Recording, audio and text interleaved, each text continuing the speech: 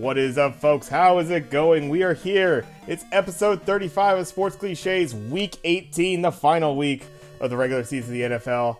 I'm Jay. That's Craig. Thank you all for stopping by. This is Sports Cliches. It is, where we totally know the teams that are eliminated, unlike Ron Rivera. We are going to have to get into that. I think right away. Why not? Let's. I think maybe a team that, definitely not glorious in how they played, but deserved a lot better than to lose by Carson Wentz, coming back again after you went to Taylor Heineke and the kid won you games. It's really a fucking shame, and you can say we can. Best case scenario is Ron Rivera is fucking joking, realized the situation, actually thought he had a better chance to win with Carson Wentz. No. I don't know. That's not what happened. What really probably happened, yeah. Yeah, if you watch that interview, he's like, the whole reason that question comes up, like, I know everybody's seen like the clip of like, we could get eliminated this week. But the whole thing leads in with him talking about how, he felt like Carson Wentz gave him a good chance to win. They'll go into next week, still holding a chance to control things depending on how things break, and they'll figure out their quarterback from there. And that's why the guy goes, okay, but if you guys are eliminated, will Sam Howell potentially start? And Ron Rivera is shook by this question. He's like, eliminated? Shit. I mean, yeah. Granted, there is an element of, I guess maybe you're just not paying attention, maybe to the teams around you and how they might have crept up. Maybe never even thought of the idea of Green Bay even being in the picture. Maybe he hasn't been paying attention the last few weeks to how Green Bay's been doing. But, yeah, I mean, as an NFL head coach, to potentially have that kind of, thing evade you, and to be kind of more or less the feeling is that you're basing your decision on we have a week to try this out and see if we have something still with Wentz. If not, we'll go back to our guy Heineke is essentially what you're looking at. Seemingly a pretty big blunder.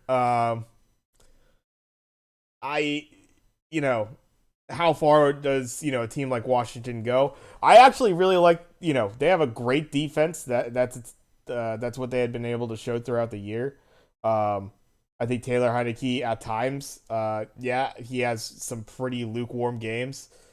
Other times it's like on the better side of it. It's like, if the guy's getting you a couple tutties, not making any mistakes, and he's getting you like 200 plus, and you're still operating with the running the ball, and you have that good defense running out there, that's winning you football games, even potentially in the playoffs. So, I mean, it's a damn shame. And before they even realize it, they had the potential to go out. Of course, we're not talking about any of this if Green Bay goes out there and blunders it anyways, but, quite a turnaround, obviously, for Green Bay to have even been in the picture, and let alone being able to rally it off. And, now with a, in to win sort of situation, Yep. Pretty crazy that we're at that scenario. That's going to be a hell of a game to end the season there on a Sunday night. Man, there's a few this week that are just like, holy shit. Let's go into the harder thing to talk about before we get into this week. Yeah. It needs to be brought up. Damar Hamlin, obviously, T's and P's, first and foremost.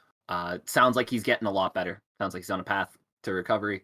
Awesome to hear all that.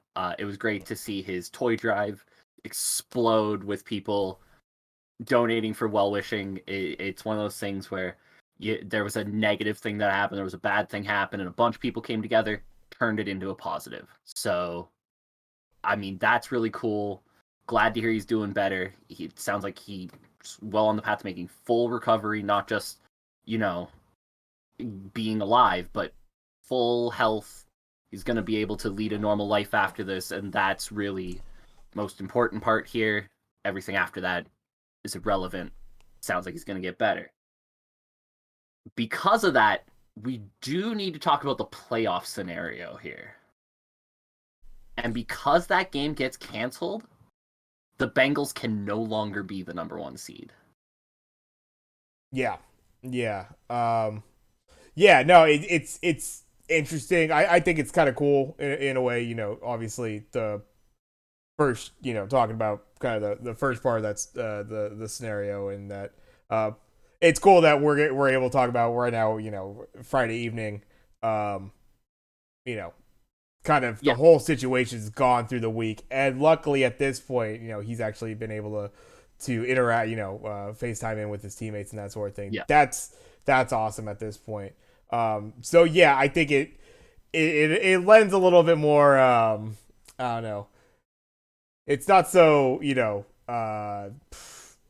goofy. I feel it's almost ridiculous in some ways to be like, oh, we gotta look at the playoff scenario, but it's actually there's a yeah. reality of the whole situation, and yeah, it's what we like to talk about here is playoff scenarios and stuff like that. So it's a right now the whole idea of playing the game. I will say first off, it's interesting when you talk about the um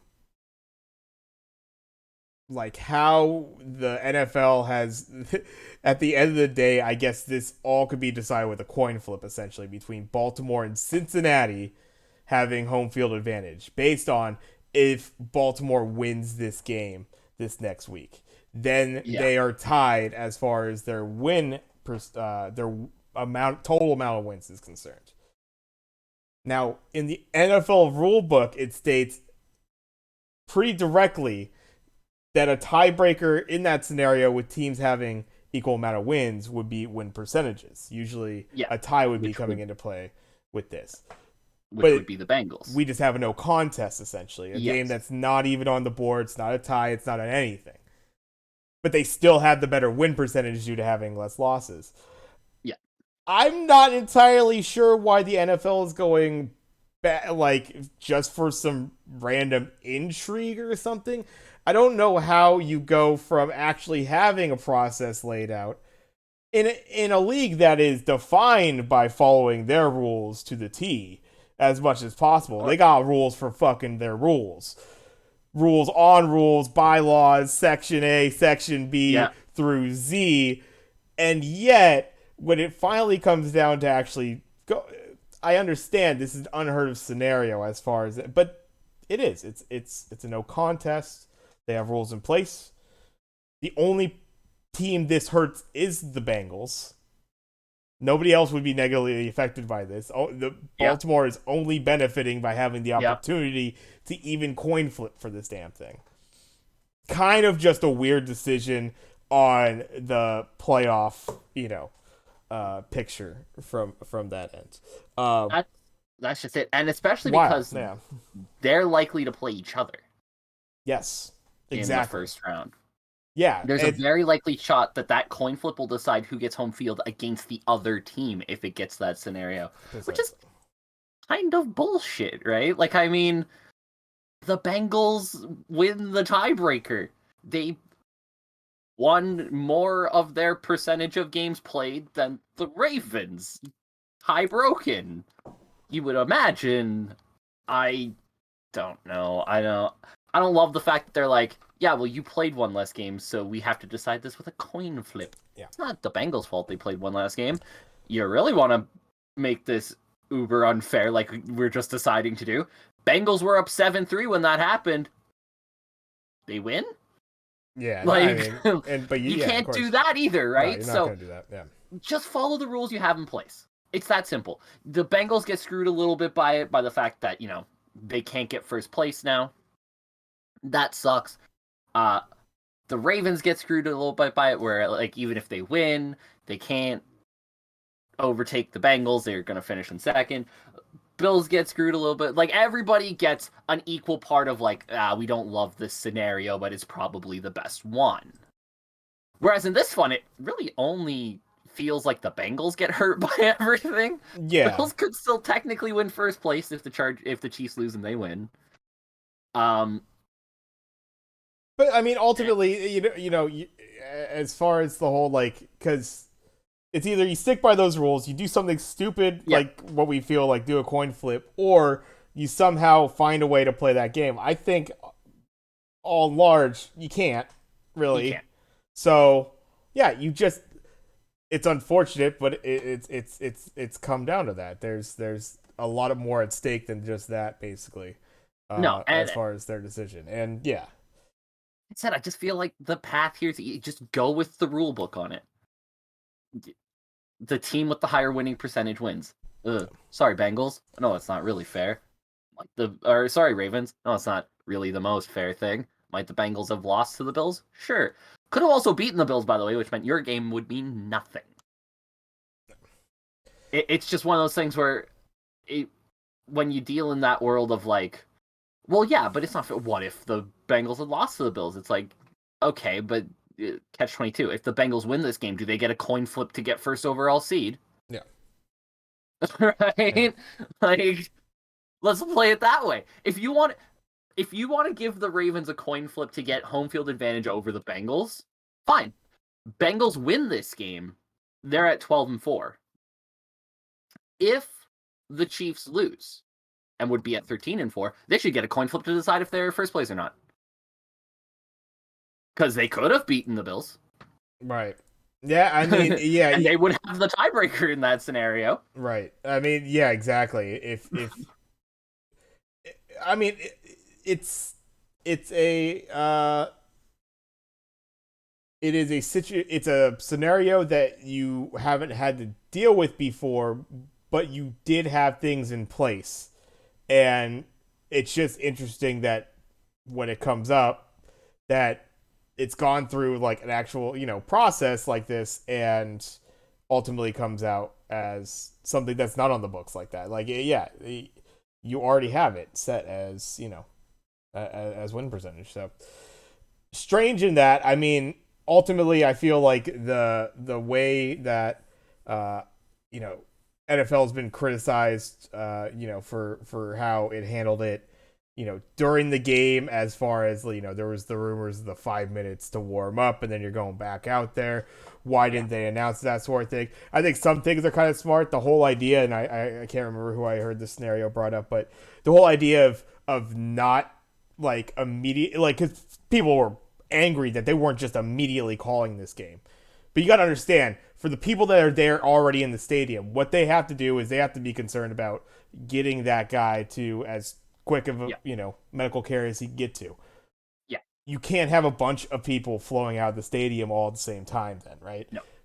So just like it's unfortunate, and it's it's a uh there's people up in the stands. They're wondering what the hell's going on. They're concerned. They're not really getting the news there. But like, yeah, the fact that like nobody did, it kind of allows the situation to play out a little further down the road, and then you can make that announcement and make it as orderly as possible. That sort of thing. It's quite a it's quite a tricky scenario. The whole you know not schematics though. When everything comes into play, the actual situation, it's like, yeah, that's a lot to deal with right there. And I think in general that it was handled well in that regard. Yeah. And further down the line, NFL's pretty quick decision to. It seemed. I think they made the more official announcement yesterday, or maybe even today was like the It super was official announcement, but everything kind of was. late yesterday, yeah. I think everything else that was indicated through news sources and stuff like that is that there was no intention to ever have this game. Yet logistically, how are you gonna make that happen? It's the right decision in that regard. 100%. But you gotta also stick by your rules when it comes down to it, and yeah, for you know, uh, for the Bengals, it's you know, I think at the end of the day, you know, head down. But they asked Zach Taylor about it, and Hey, he was pretty straight up. It's like, yeah, this is kind of unfair.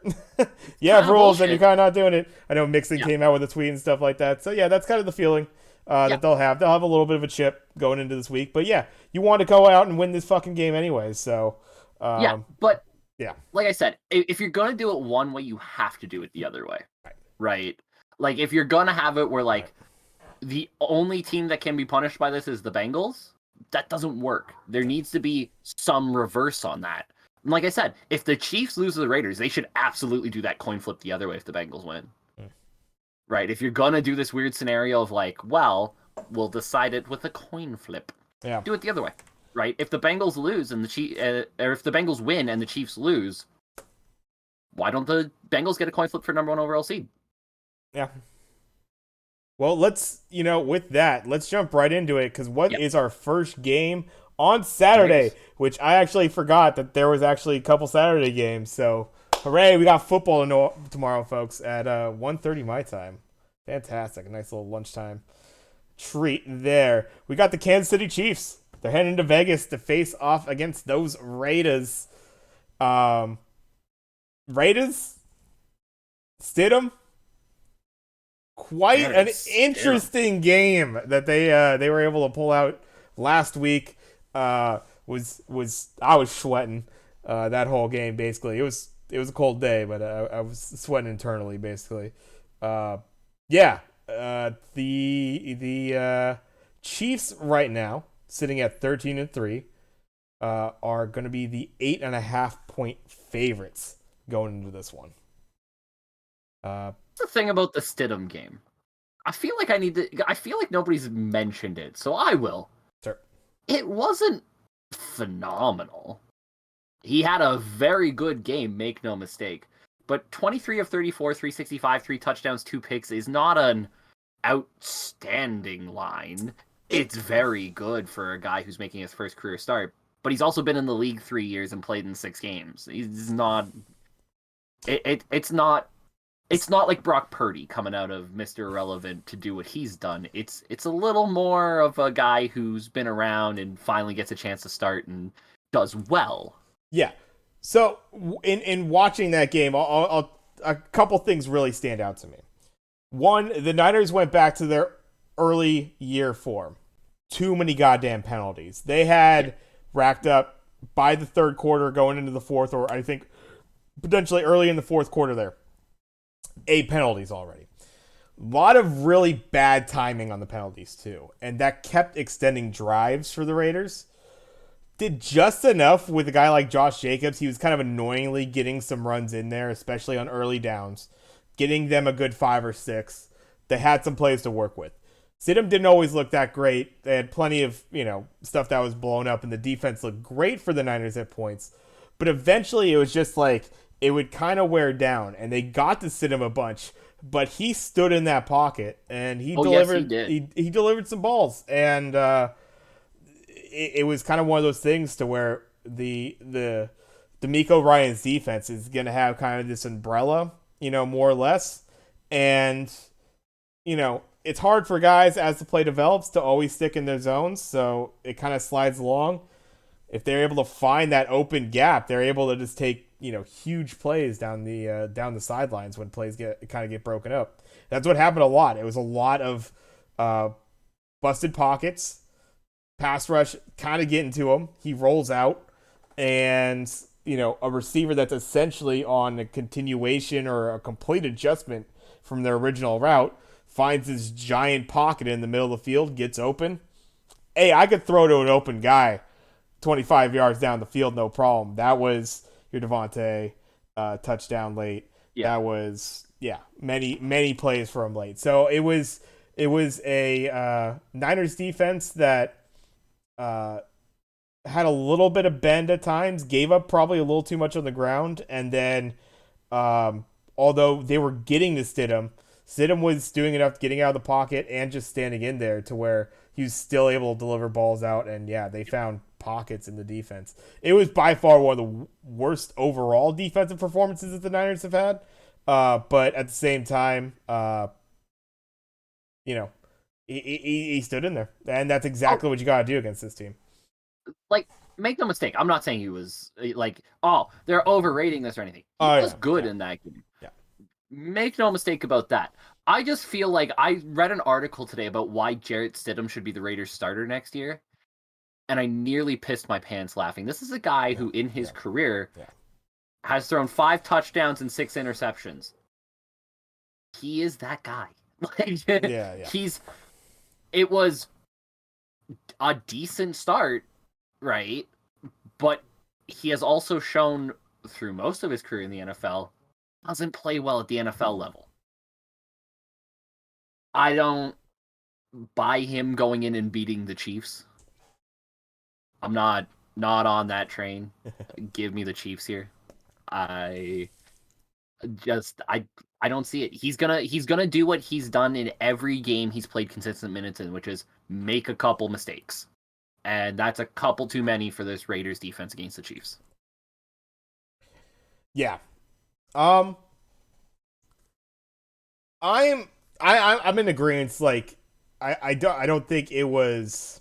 Um, it's not impossible that we will see potentially, if for whatever reason he's playing games next season, that Stidham could have some good games. He has the arm, a willingness to make some of those throws. Yeah. Give him that. Oh, absolutely. I don't think it will be popping off for another game this week for sure. I'm in agreement with you on that. This line is 8.5 points. KC just coming off a Denver game in which they won by 3. Houston, which they beat a couple weeks ago by 6. Denver again by just 6. When it was, why the hell is Denver even playing close to you? That sort of thing. I think KC wins. I think this game's pretty well handled by them. I don't know if Yeah. Raiders I ever see what look close. Yeah, I see what you're saying. I think it's still potentially only a touchdown though. Maybe 8 points, just like right there on the line. I'm I'm gonna play a spread here, and I'm gonna go with It's the the Raiders. Raiders on this. I think Yeah, KC wins, but I think maybe it's a little close. Maybe a little closer than the KC fans would like to admit, or want to see. Um, and yeah, I don't see the Raiders like, oh shit, they're a good team all of a sudden when it doesn't matter, that sort of thing. I think this is still, they are what they are, but um I don't know. I don't think they're not in a tank mode, it doesn't seem at this point. Yeah. I think they'll go out there and try to play, and as much as the Chiefs will, I think this will actually be a contested game. Some of these games, week 18, there's teams that are either deliberately trying to tank or resting their starters because they already made it. I think the Raiders are in that weird position to where they might actually want to go out, play a good football game, actually like see what some of these guys have for next season. There might be a little something at stake for them for whatever reason. So I think they actually go out there and keep it a competitive game with the Chiefs. yeah. No, I see where you're going with that. I just think reality hits him in the face like a ton of bricks, but I see it. Yeah, Um, they've had some interesting close games. You talk about single possession games, most of them losses, but a lot of those for them. The opposite Minnesota here. They can't win the one possession games for the most part. But yeah, I mean their wins over the last month or so. Against Chargers, New England, both by a touchdown or so. game one, game one against the Raiders, they beat them by a point. Yeah, so Right. always the potential. It's the classic AFC, West Yeah. grudge match. These teams don't like each other. These fan bases don't like each other, and Vegas. Who knows? Maybe they get a little bit of that home cooking, even though that stadium is half other teams' fans, probably most of the time. That's fine. Yeah. That's fine. It'll be fun.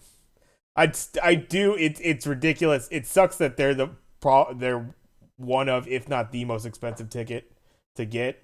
Because I would love to see a game in that stadium, Yeah. just for the hell of it. If I'm in Vegas, why not to go see a football game after a You long Vegas weekend ended on a football game? Let's go. do the Vegas trip. Go watch a Golden Knights game. Go watch a Raiders Yeah, game. that's the play.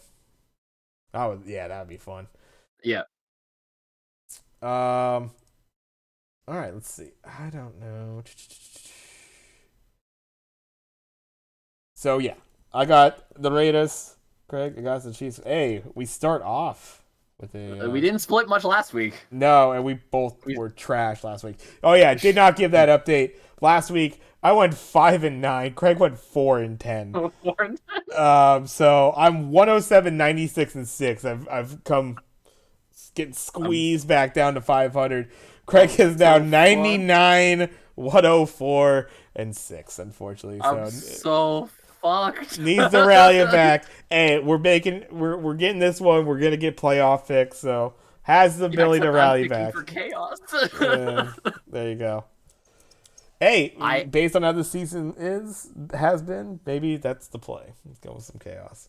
I did have maximum chaos before we go into the next game, and I dialed it back a little bit. Okay, simmer down just a bit. Yeah, Let's we'll go. talk about it with this game because there is an ultimate chaos scenario which Perfect. I love and I want to happen. All right, let's fire it up. So next one, it's gonna be the night game tomorrow night.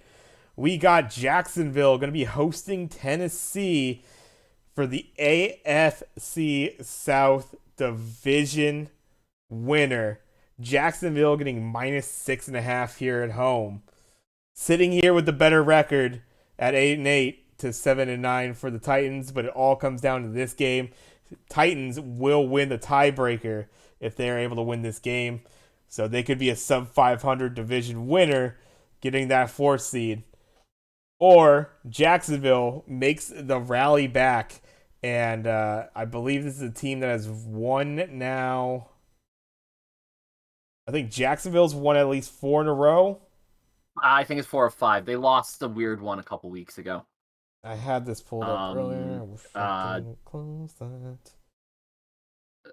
yeah, oh yeah, sorry, 4 in a row. The Lions There we go. smacking them was before this win streak. That's right. But yeah, Tennessee losers of their last 6. There was times in this season where Jacksonville was a 4-8 team. That was right after that loss.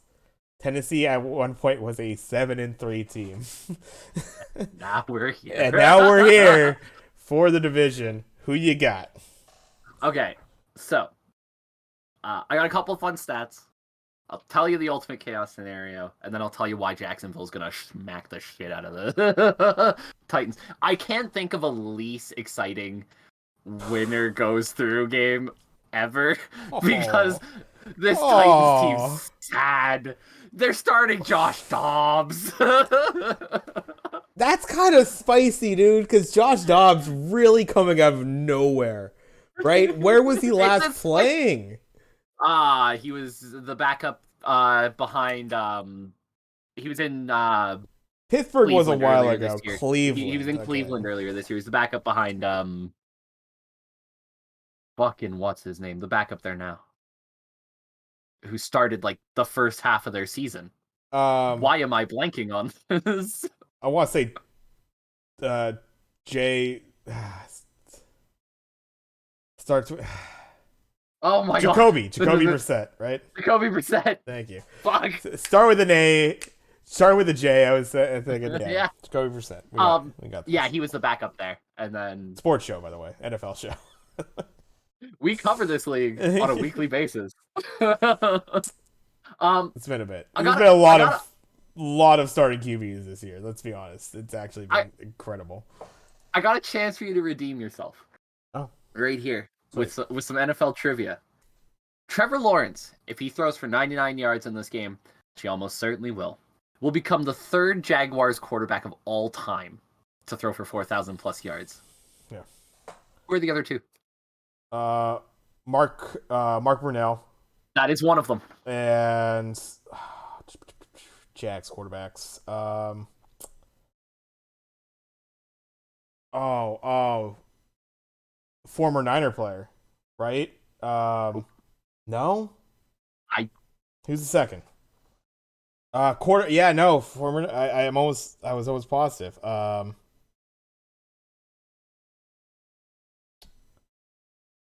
Why am I forgetting his name now?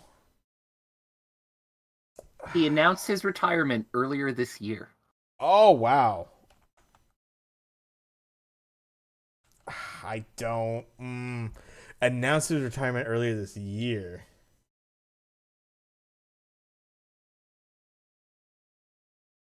Yeah, I guess. Yeah, Bethard. That's the only other one I can really put to mind. Yeah, The I don't know. 2015 Jacksonville Jaguars were led by the Bortles Rocket himself, Oh, Blake Blake. Bortles. That's right, Blake. That's right. Okay. Yeah. He is the other one. I'm shocked you pulled out Mark Brunell because I Oh yeah. completely forgot Brunell threw for 4,000 Yeah. yards. No, no. Yeah. I remember.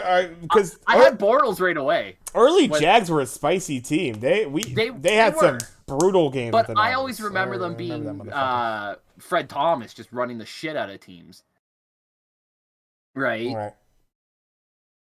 And I constantly forget Mark Brunell was really good at one point. I had Bortles right away because I remember that team I that didn't remember nearly Boris. Yeah. beat the Patriots in That's funny that I the. get I get the long ago. That You know, was their first. when you pulled out Brunel right away, I was like, "This son of a bitch is gonna do it." That was like first 5 years of their existence, sort Yeah. of. Yeah, season at least. Um.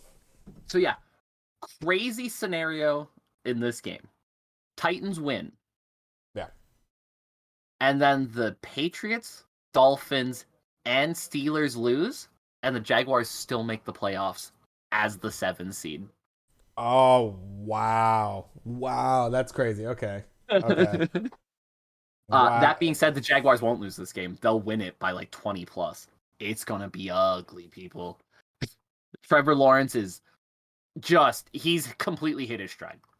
He's uh, I can't even say that. You know what it is? The Jaguars' offensive line finally hit its stride a little bit and protected him. He's not getting sacked 8 times a game anymore. It helps. Um, Jaguars are gonna cruise in this one. The score I have listed here is 30-10, something along those lines. Well, I mean, this is kind of the time for him right now. I mean, Jags. Yeah, I think Lawrence, the offense in general, they've been operating at a pretty good click for the most part. I think the one thing they've been able to do lately is when they run into a bad offensive team, that defense shuts them down. Back to back 3 points given up against Houston and the New York Jets. Both not good offensive teams, obviously. Tennessee has been hurt, obviously. They're down, like you said, to Dobbs. Um, so they're in a tough situation. Their offensive capacity is pretty low at this point. Um, they were already not performing at a great click, even when Tannehill was starting. But yeah, you're talking about 28th in points scored a game, 30th in yards. Um, you know, they don't have the ability to possess the ball. Their defense, which I think is still like can be pretty good. It's unfortunately it gets run down every game. This is also a Jacksonville team that will run the ball on you. They have no problem with running with Travis Etienne Jr. there. So I think everything's pointing toward the momentum's working toward their way. Their team is built the right way to beat the Titans. 6.5 is a good amount of points, but still like Jacksonville for it. So yeah. Yeah, it doesn't feel like this game's going to be very competitive. The Titans are just at that point now where there's just no juice in that tank anymore. And I don't think Ryan Tannehill's that good of a quarterback, but he's competent, which is a lot better than what they've been rolling out there since. I mean, yeah, it's just you have Tannehill, and you feel like you're going to be able to just hopefully just kind of bridge this gap, still be a competitive team, and they were looking decent. Um, the skid started with Tannehill still out there Yeah, though. Then yeah, that's true. you have to go to Malik Willis in kind of like shit, we really don't want to sort of thing, and Yeah, their play calling I think showed it. It wasn't too long before they pulled the plug on that, and I'm not too sure what exact injury or what was the reason for They Malik? just signed Dobbs off of Cleveland's practice roster and brought him in. So not feeling as ready. I thought they gave it an injury reason or of some sort, but maybe not. Um, and yeah, I think yeah, that's gonna be tough. Travis Henry. I mixed their two names. Derrick Henry. Um, while obviously I think if you're able to put some kind of offense around him, as far as a passing offense, and have some playmakers, that sort of thing, uh, just decent enough ones, this team would be in a different scenario. But uh, yeah, poor Robert Woods, just the way they handled this offseason, and Yeah, kind of just losing those weapons, and never really regaining them through any other means. It's kind of hung him out to dry. So Henry's been a lot less effective. Yeah, I don't see him making too crazy an impact in this game. So get the Jags. And Jags, completing the rally, 7 straight wins, or sorry, 7 straight wins. I'm flipping losses the wins. 5 straight wins to end the season. But overall, 7 out of their last 8 or something like that. yeah. Pretty They crazy rally. started to gain a little bit of momentum. Got absolutely shit pounded by the Lions, who in their own right picked up a lot of momentum in that time, and then came back, won 5 in a row. Didn't let it phase them. It's a team that's got a lot of good things going for it. They still don't really have that breakout receiver. Christian Kirk has been good, if not underperforming his contract. Um, Same thing with Zay Jones, right? He's been good, but probably underperforming the amount they've paid him. But Trevor Lawrence has just been using everybody at a kind of equal footing, right? Like, I got this cast of characters, and they will get the ball when they have their moments, and I'll feed the guy who's hot, and we'll get wins, right? Yeah. Travis Etienne, obviously, huge help to that. Yeah, absolutely. Yeah, I think that just goes along with it is the fact that they got this the young running back to go along with the Yeah. young quarterback sort of situation. You paid a lot of money for these wideouts. At times, it's looked good, but yeah, hopefully a little bit more spark to some of their passing options there. We'll see as they go forward. And yeah, hopefully into the playoffs here. But that's pretty crazy that they could still actually end up a wild card with losses to everybody else in that wild card scenario. Pretty Even the nice. craziest scenario in the world. Yeah. Yeah, exactly. None of those would be insane losses. Be just some disappointments for sure, but that's it. Yeah. Um, let's keep it going on to a game that unfortunately uh, fell to it, and this game all of a sudden just doesn't have any implications to it. We've got the Tampa Bay Buccaneers going into Atlanta to play the Falcons. Tampa Bay sitting at 8-8. They're the guaranteed division winner. Um, And so, yeah, we're going to get another Tom Brady run. Whether that's at sub 500 or not is to be determined. And by run, I mean he's just in the playoffs again. He will be in Atlanta, the playoffs. yeah, exactly. Atlanta, sitting at 6-10, going to be hosting this one to end the season. Atlanta actually getting -4 here at home for this game. The thought being Tampa Bay has nothing. They can't go up and they can't go down because they're going to be division winners, so they're guaranteed at least Yeah. at the lowest the 4 spot. They are not anywhere close to the other division leaders in the NFC. So therefore, they are the 4. They are going to be playing the best wild card team, guaranteed. But it will be a home game for them. Oh, they're gonna beat the Cowboys, aren't they? Oh Man, god. oh man, would that be Oh god, something? they're gonna beat the Cowboys, aren't they? Yeah, I'll throw it out there. I'm picking Atlanta. Homer pick a little bit, but I don't think Tampa Bay's playing anyone. I think Mike Evans doesn't see many snaps. I don't even think Tom Brady sees a snap. I'd be shocked if Fournette sees the field much. This is going to be the Buccaneers practice squad versus the Falcons.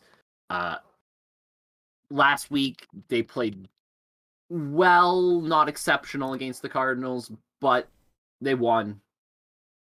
They got the running game going with Algier and Patterson. Look for them to do it again. Ritter will do what he's done his first 3 starts and consistently throw the ball accurately, if not very far. Got to work on getting that ball deep, but I think that'll come when there's a little bit more talent there, right? Again, no offense to guys like McCole Pruitt or Demare Bird, but these can't be your main options, right? This is a team that desperately needs Kyle Pitts and another wide receiver before you can really start to judge where Desmond Ritter's at. But they'll have enough to beat a Buccaneers squad that I imagine is going to sit everybody they possibly can. There's absolutely no reason to play him. Yeah. I mean, yeah, unless you have guys that you're trying to get reps for that might be coming off injury, but yeah, I mean this Tampa Bay this Tampa Bay team in general has been pretty dinged up. So I'm not even too sure who would be like coming in that you'd feel comfortable bringing them in. It's kind of a it's the odd thing that we're getting this week with guys like oddly enough Eli Mitchell and Debo for the Niners. The thought is you want to get him in. You want to give him some reps. This game also means something for the Niners. Sorry, I'm completely going off this game. But kind of in the opposite scenario you have here, it's like, yeah, you're not playing for anything. Yeah. You might want to get some of these guys a series or something, but in general, yeah, you're probably playing some backups here, right? Yeah, that's what I'm thinking. I don't even think you give Tom a series, right? Any injury to Tom Brady, you're done. Ruined, right? So don't even give Brady a series. Just let him be the backup. I don't know who their backup is this year, but like he's gonna get some reps. Like just get through this game unharmed. That's got to be Tampa Bay's philosophy here. Blaine Gabb, right? Blaine Gabbert, nah, man. Who just play like Kyle Trask. Play Kyle Trask. No, Blaine Gabbert just like saved like a family of 4 from like a swimming accident, right? Yeah, that is a thing. It was actually pretty cool. Yeah, or like 3, like I don't know. Big Blaine. Now, 4 near Davis Islands. Wow, it was 4. Got it. Yeah. It's fucking crazy. I don't know. It's like it's kind of interesting. These ones are tough because yeah, Tampa Bay, they're not moving anywhere. Usually there might even be some shift, but yeah, with them a division winner, but it's so far from any other division winner. That's not even a scenario to entertain. Atlanta's sitting at that weird 6-10 position to where, I mean, you have the Chicago's, the Arizonas, the LA's of your conference that are sitting at very much worse records than you. So it's like, and that's just within conference. I'm not even looking at the AFC stuff. Yeah, and then your Houston's, your Denver's on the AFC side. So a lot of teams sitting at worse records from you as far as like draft positioning. -4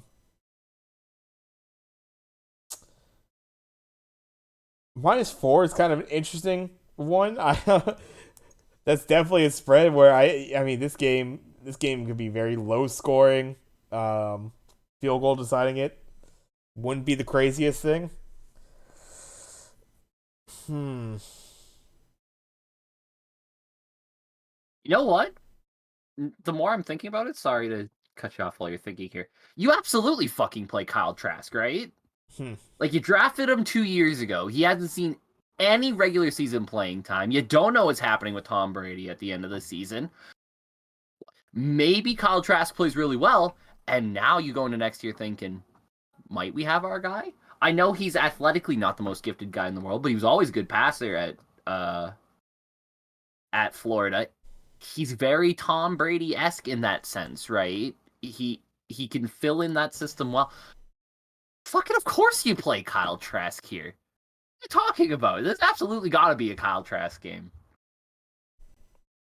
Worst case scenario, he plays bad, you lose, and you know you need a quarterback. Yeah.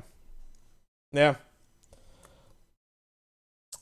Yeah, yeah, it's kind of it's a weird one, but I suppose I would take the Falcons as well on this one. Um, Probably still out there trying stuff. I mean, yeah, but exactly. What are you gonna get from really either of these teams on this one? Um, I yeah, think the Falcons are going to be out there for a little something, right? Just because, they're going to be the rookies that are out there are going to be playing for pride and stuff like that. And it's going to be their regular starters, right? Like Drake London's going to see minutes. You're going to see McCole Pruitt playing for a contract, Demar Bird playing for a contract, Cordell Patterson playing for a contract. Um, Whereas with the Bucks, it's just a bunch of practice squad guys who are going to be out there. They know they're going to be back next year, right? Likely a bunch of rookies who have never seen much minutes at all. I think the Falcons, you got a little something, you got a little bit of juice in the tank there for them. I don't see it for the Bucks. fair enough. Let's see. Let's head on to the next one, and this one has plenty of implications to it. We're talking about the AFC East matchup. We got the New England Patriots sitting at 8-8, going into Buffalo to face the Bills, sitting at 12-3. Bills getting -7 here at home. Patriots win. They're in. Buffalo will be playing for potential seeding here. The shakeup that is the top of the AFC potentially, um, depending on what happens, I believe, in that In the Chiefs Chiefs game. game. Um, but yeah, New England has now found themselves at 500 there, sitting in that last spot with the win over the Miami Dolphins. Um, yeah, have now found themselves in that seat. Some other things at hand around them, but right now it's winning in for New England. Who do you got in this one? I think the Patriots cover this spread, but the Bills win outright and eliminate the Patriots from the playoffs. There's going to be a lot of emotion in this game for the Bills, but they seem like the kind of team who will take that and use it to a good margin. I almost had the Bills covering the spread and winning outright. They're like winning this thing by like 2 touchdowns, just shit stomping the Patriots, who have looked like garbage for about a month now, and just really, you know, getting the emotion out. I think the Patriots are going to keep it a little bit closer because obviously season's on the line. Um, but ultimately, I think the Bills too much for him. Yeah, I think right now it's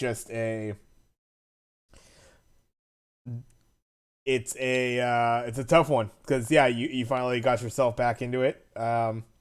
New England, even with the loss, it's kind of the same thing, almost that you explained with the Jacksonville's. New England could still lose technically, and if Miami Everybody behind loses, them loses. and Pittsburgh and Tennessee all lose, um, Jacksonville taking the division on that one, Yeah. then they can still get in with that 8-9. Um, yeah, I think Buffalo just has too much there for him. Uh, Still playing for some, so yeah, it just lines up pretty rough. 7 points, kind of tough spread, but yeah, it's also tough that they're on the road for this one. Just a yeah, just a bad week to be going in there, but it's just how it's worked out for them going into week 18 here. Yep.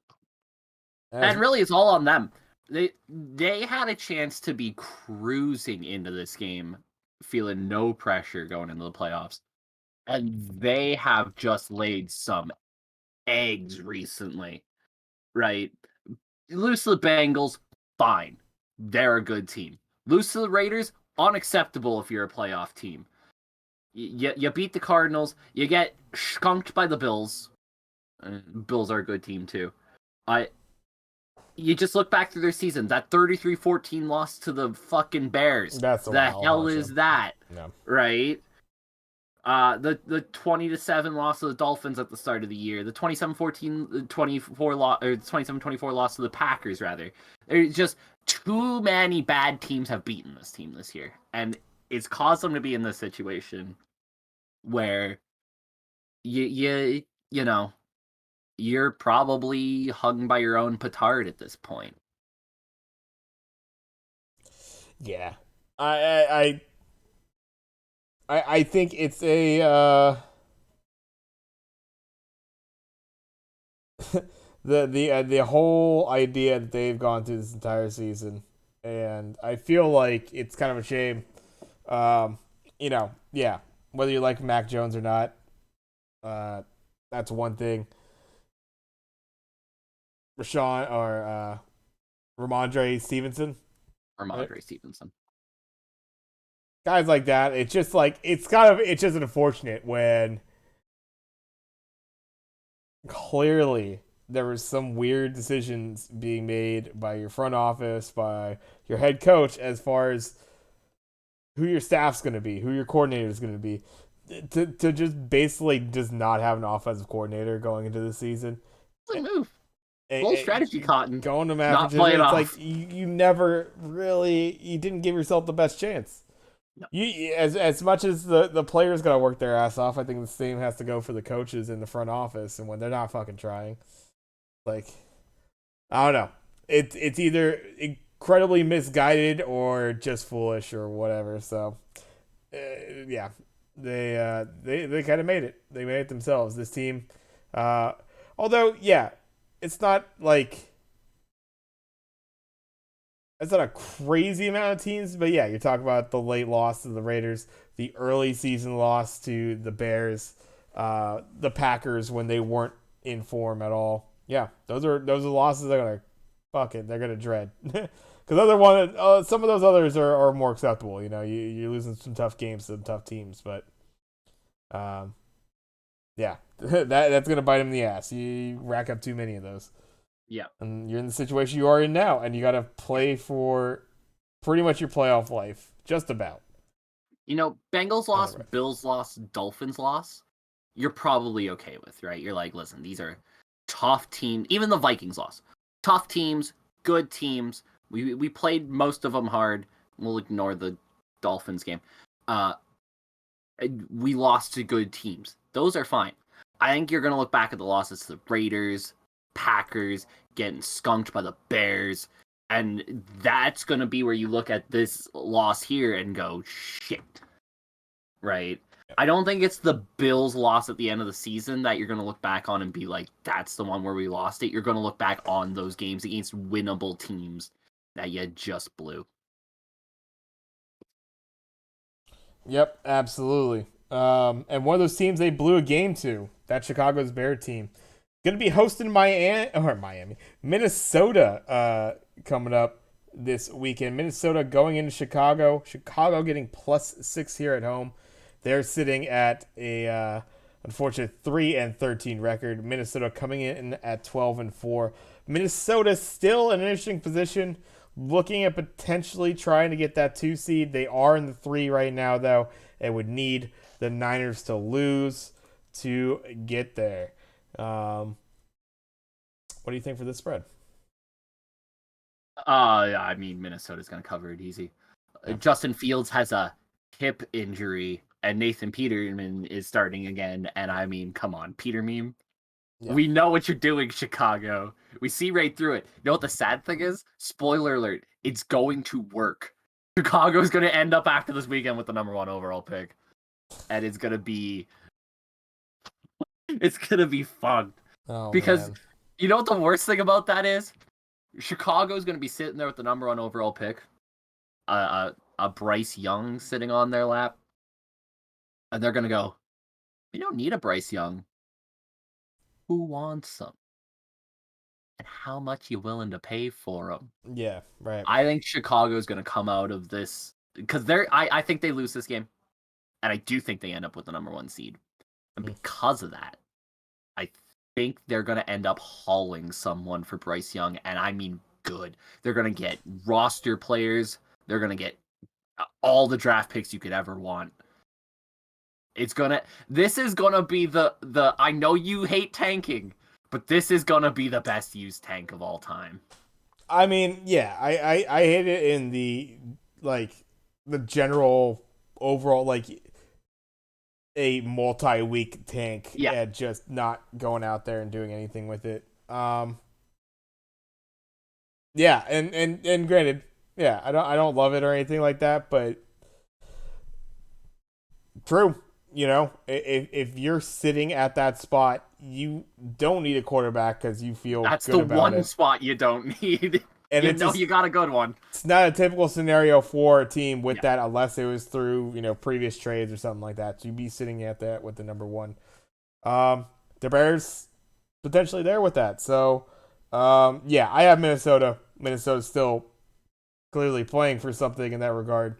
Yeah, and you're not wrong. Bears playing for something through the complete opposite outcome, which is yeah exactly what they want. So yeah, +6, easy cover. I got Minnesota, and yeah, I don't know. It'll be interesting because Minnesota coming off that incredibly flat game against Green Bay. I gotta imagine you really want to see something out of your starting team here. But I yeah, think they play their guys. but we'll see for how long and if they're able to get out to this thing early.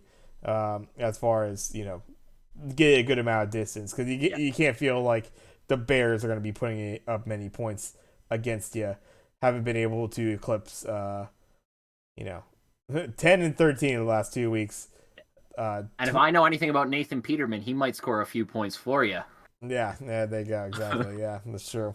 How is Well, he still in the NFL? that's a great question. I was just kind of thinking the same thing. How is Peter Meme still have a job? Who knows? He was drafted 6 years ago.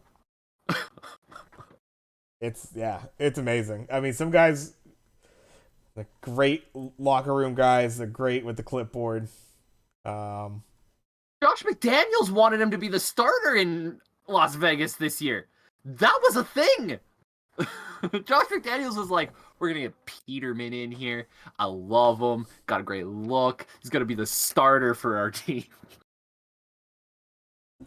Jesus. Yeah. Wild.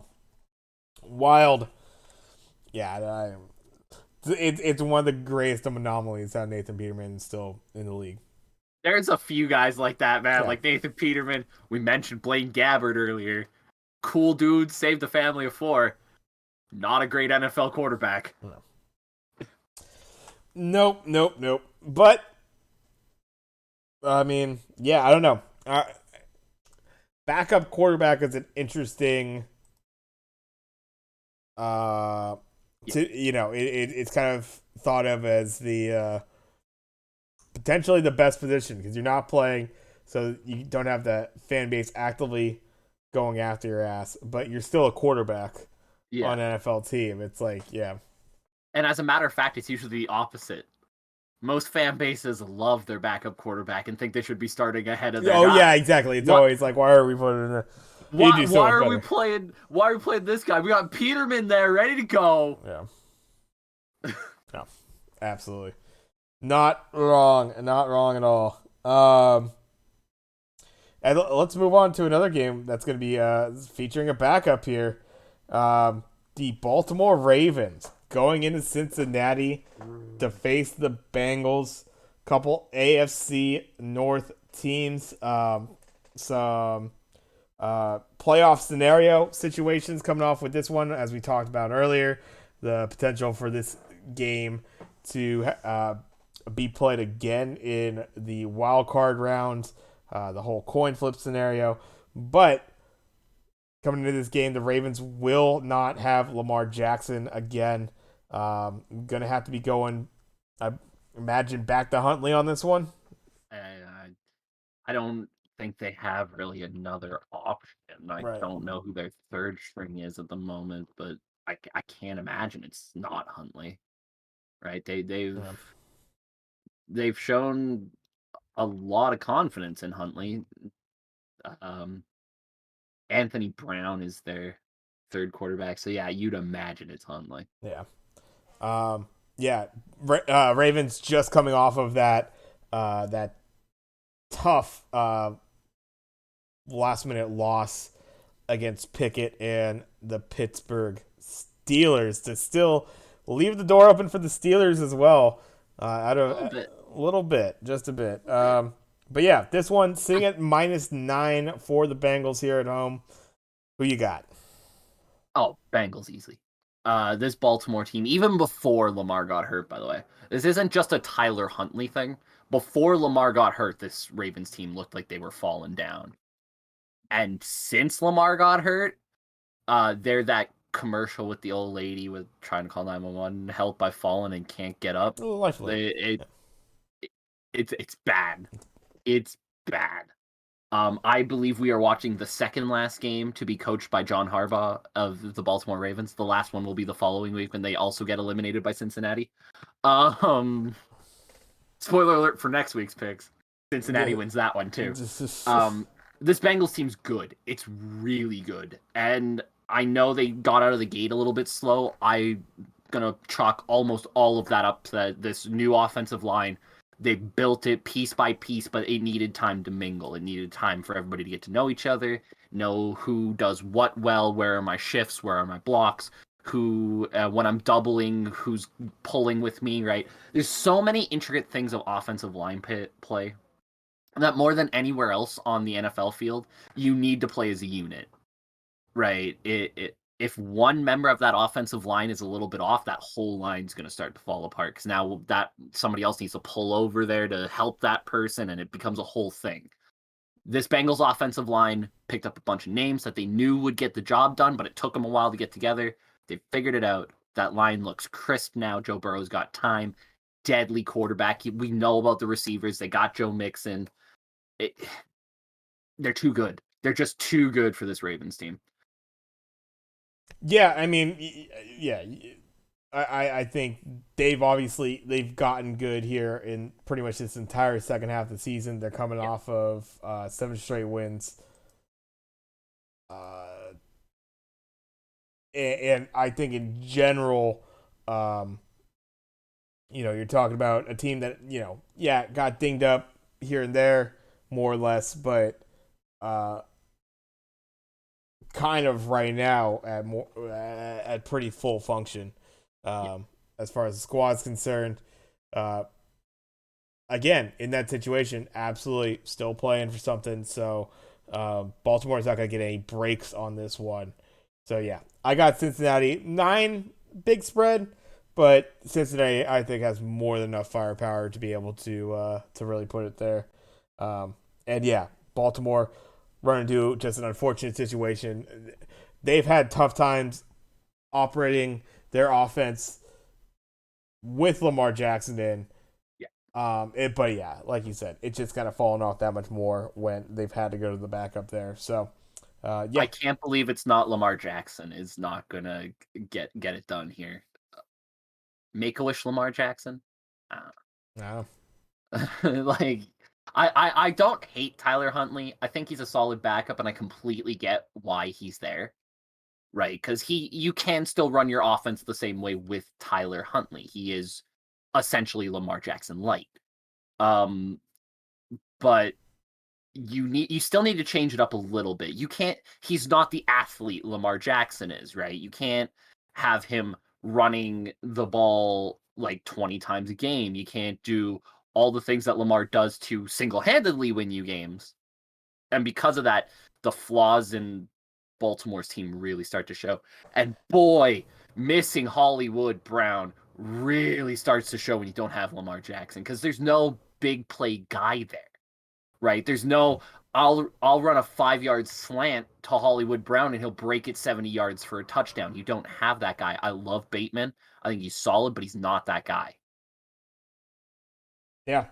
I mean, absolutely, definitely, they lost that weaponry. Funny fact about, I guess you weren't here. Hollywood Brown. A couple days ago, I'm playing my Madden franchise game. Finish up with that, chilling.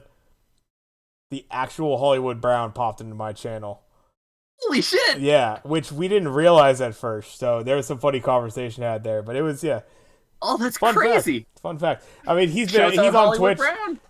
just looking for franchises to watch. Basically, is what he said. So yeah, Bullshit. fun fact. But yeah, no, but you're not wrong. Like I think that was the feeling when they first made that move in the offseason there. It's like, man, Baltimore is already they like that. That's a team that's hungry for receivers to operate in that offense, and you just kind of got rid of the kind of your right hand guy for Lamar at Yeah. that point. Yeah. So you just wondered how effective that would be, and yeah, they're hurting. They're hurting for it. Yeah, I like a Bateman as well, but it'd be great if he was your two with a true one. I feel like there's so many teams out there nowadays who feel like we have this guy who's pretty cheap as our number 2 guy, but we can make him worth more if he's our number 1 guy. And it's like, but you had something good when he was your number 2, and you had Hollywood Brown as your number 1, and you had this really cheap number 2 option who was fantastic. And now he's a really cheap number 1 option, not quite there, Yeah, right? yeah. And teams just need to learn from the Bengals. Find a few wide receivers who all do their roles really well and keep them together. You got Jamar Chase, your number 1, no doubt, by far. T. Higgins, secure guy, gets the ball. He's going to gain you yards every time. You're never going to have to worry about fumbling or anything like that. You need a big play. Tyler Boyd's usually got 1 or 2 of them in his bag. There you go. There's your receiving core, right? They all play their role perfectly. They all fit within each other. Because Boyd and Higgins are those true 2-3 guys, you don't need to overpay to keep them around. It's how it should be done. You don't need to build a super team of receivers. Find guys who fill roles and get the right guys to fill those roles. Tyler Boyd is like the best number 3 receiver in the NFL by far. And you can argue he's the number 2 and T. Higgins is the number 3. Whoever's 2 and 3, the 3 guy in there is like the best one in the NFL. Right? And it's just this great system the Bengals have where you have your true out and out number 1, that's Jamar Chase, and he's the superstar. But the guys behind him all have these great roles they fill.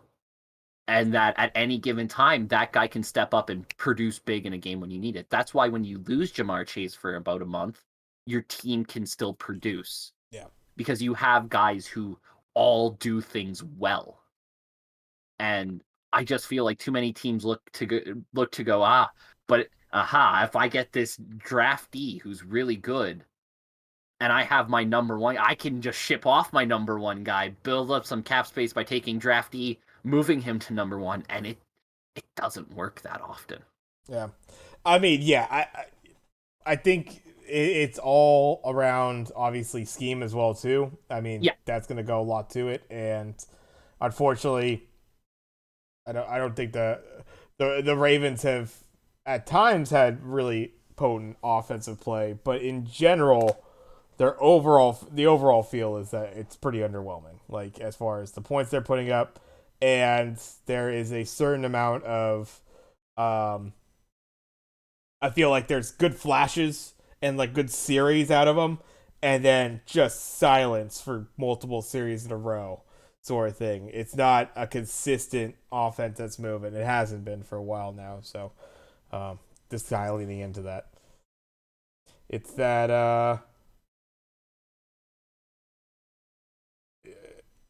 I don't think it's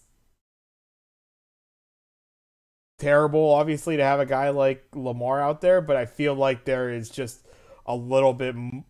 There's too much of a lean, too much of an emphasis on him being able to make the plays that he does. That it just it's tough to translate that to other quarterbacks, let alone It's impossible. other receivers within that offense. You know, the whole thing just it kind of falls apart a bit. And that's what they've had. That's what they've had this season. It's not been easy, but I still gonna be going into the playoffs. They have secured that at the very least. Yeah, I think the only quarterback in the NFL who's shown kind of the athletic profile of Lamar Jackson that you might go, this guy could fit in there is Justin Fields. But that's really it, right? And And that's the issue for the Ravens right now, is they're trying to play Tyler Huntley like he's that kind of athletic guy, and he's Right. not. He's very good at being an athletic scrambling quarterback, don't get me wrong, but he doesn't have the arm of Lamar Jackson or Justin Fields, right? And he Mm. doesn't have the field awareness of those guys. There Yeah. there's a reason that they're both quarterbacks, right? There's a reason that those two guys who run the ball very well are not running backs. They are quarterbacks, and it's because they play the quarterback position well. They have great field vision. They have the arm. Now, Lamar struggled with his accuracy a lot this year. And that's something to look out for going forward. But on a whole, they're very much quarterbacks who can run. Um, and they obviously run at a higher cliff than guys like Allen, who can run, but is much more of an arm guy. Tyler Huntley runs the ball well, has an okay arm, but he doesn't do either of those to the level that the Ravens are asking him to do it at. I think it's a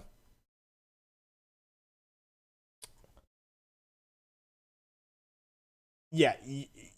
If you try to operate that offense, yeah, the same way, it's just not going to work. It's the I find it interesting. Obviously this is kind of the Greg Roman effect. I feel is that he's just kind of too stuck in the way he's going to run an offense. Yeah. Saw it, with the Niners essentially when he was there, and it works a lot of the time, but when it doesn't work and it's just like this like almost stubbornness to go away from it, it's frustrating. It's the opposite that you see out of, I feel like, guys like your Shanahan's, right? A guy who's going to have ideas of how he wants to run the offense clearly, but he is going to make adjustments and try to make it work for the quarterback and the abilities of that quarterback as best he can. Yeah. We saw early flashes of it with Trey Lance, wasn't able to really go beyond that, since we've only seen him for about 4 or 5 games, anyways. But you could see it; it was clearly a different game being called from what you have with Garoppolo, and I think would you just are able to continue to alter the packages at this point.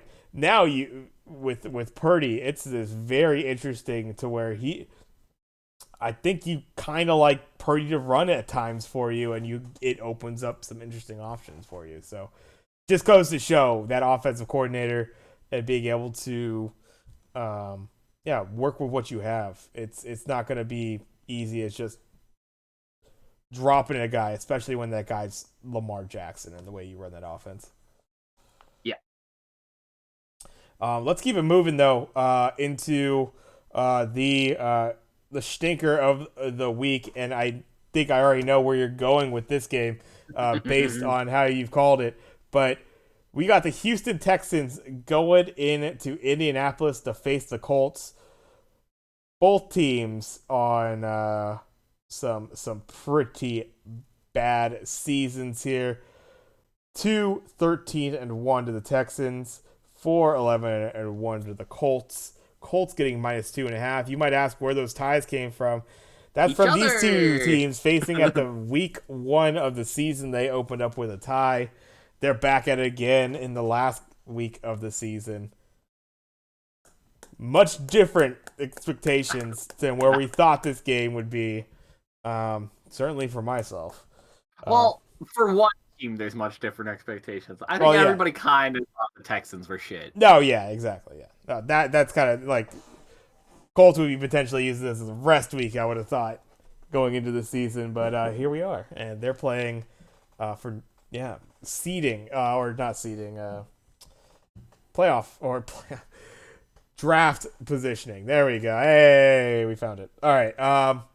Who, Cheating in a way. who you got? Yeah, I I guess. mean, I Yeah, I kind of made it clear, don't I? I got exactly. the Texans. Um, It's hilarious. I like Sam Ellinger. I really do. And I'm happy he's going to get the start. And I think he'll play pretty decently well. I think you could put Peyton Manning under center with Marvin Harrison and Reggie Wayne as his wide receivers. And with if Jeff Saturday's calling the game, you're losing a lot. He has shown nothing as a head coach. Nothing at all. And say what you want about the Texans, they've been feisty a lot of the year. If you look at their losses, there's a lot of them against good teams that are shockingly close. They're a team that, they suck, but they don't quit. Um, like you look at that Cowboys game recently, obviously the overtime loss to the Chiefs. Um, the win against the Titans a couple weeks ago.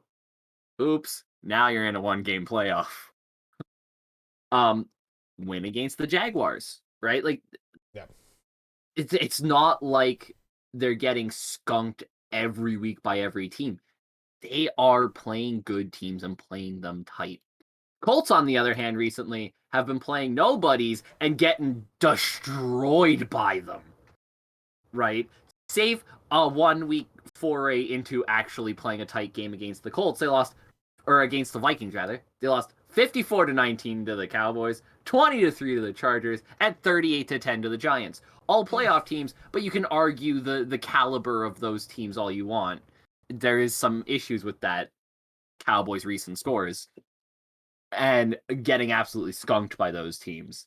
Not to mention 26-3 against the Patriots, right? Like, they're bad.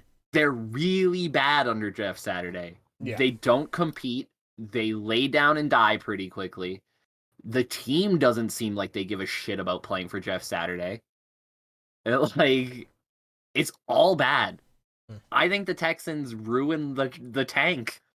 They had it. It was right there, the palm of their hands, and they ran into the perfect losing machine. Yeah, I mean that's just it. This kind of just comes down to, do you feel like they'll fumble the bag basically? The guaranteed first seed. Uh, I'm going purely that they don't. They find a way to lose this game. I got the Colts on this one. Not because the Colts are a good team, but yeah, Houston has too much to lose for. And I mean, if the Colts could lose this, they could end up right around that 3 seed, which would guarantee them a quarterback. yeah, no, and it's not like the Colts don't have something Yeah. to lose for too. Um, that's gonna be the funny thing of this game. Who's who's gonna actually have success here? Who even wants to? The sad truth to it is that both these teams would, at this point, want to lose this game. Houston just been a little bit better at losing these games. Granted, you're not wrong. They have been a competitive team in a lot of these games, but but they find ways to lose. they still lose them. So yeah, They're failing upward in most of those games. I got Indy to win 2.5 point spread. Yeah, just right there too, because like, if this was a 3 point spread, I feel like you could. I feel like you could take Houston and still like that's a nice little break with the tie still being a possibility. These two teams could tie again too, you know. That would still get Colts #1 overall seed. Or Or Texans, Texans, and it would help the Colts actually. Yeah.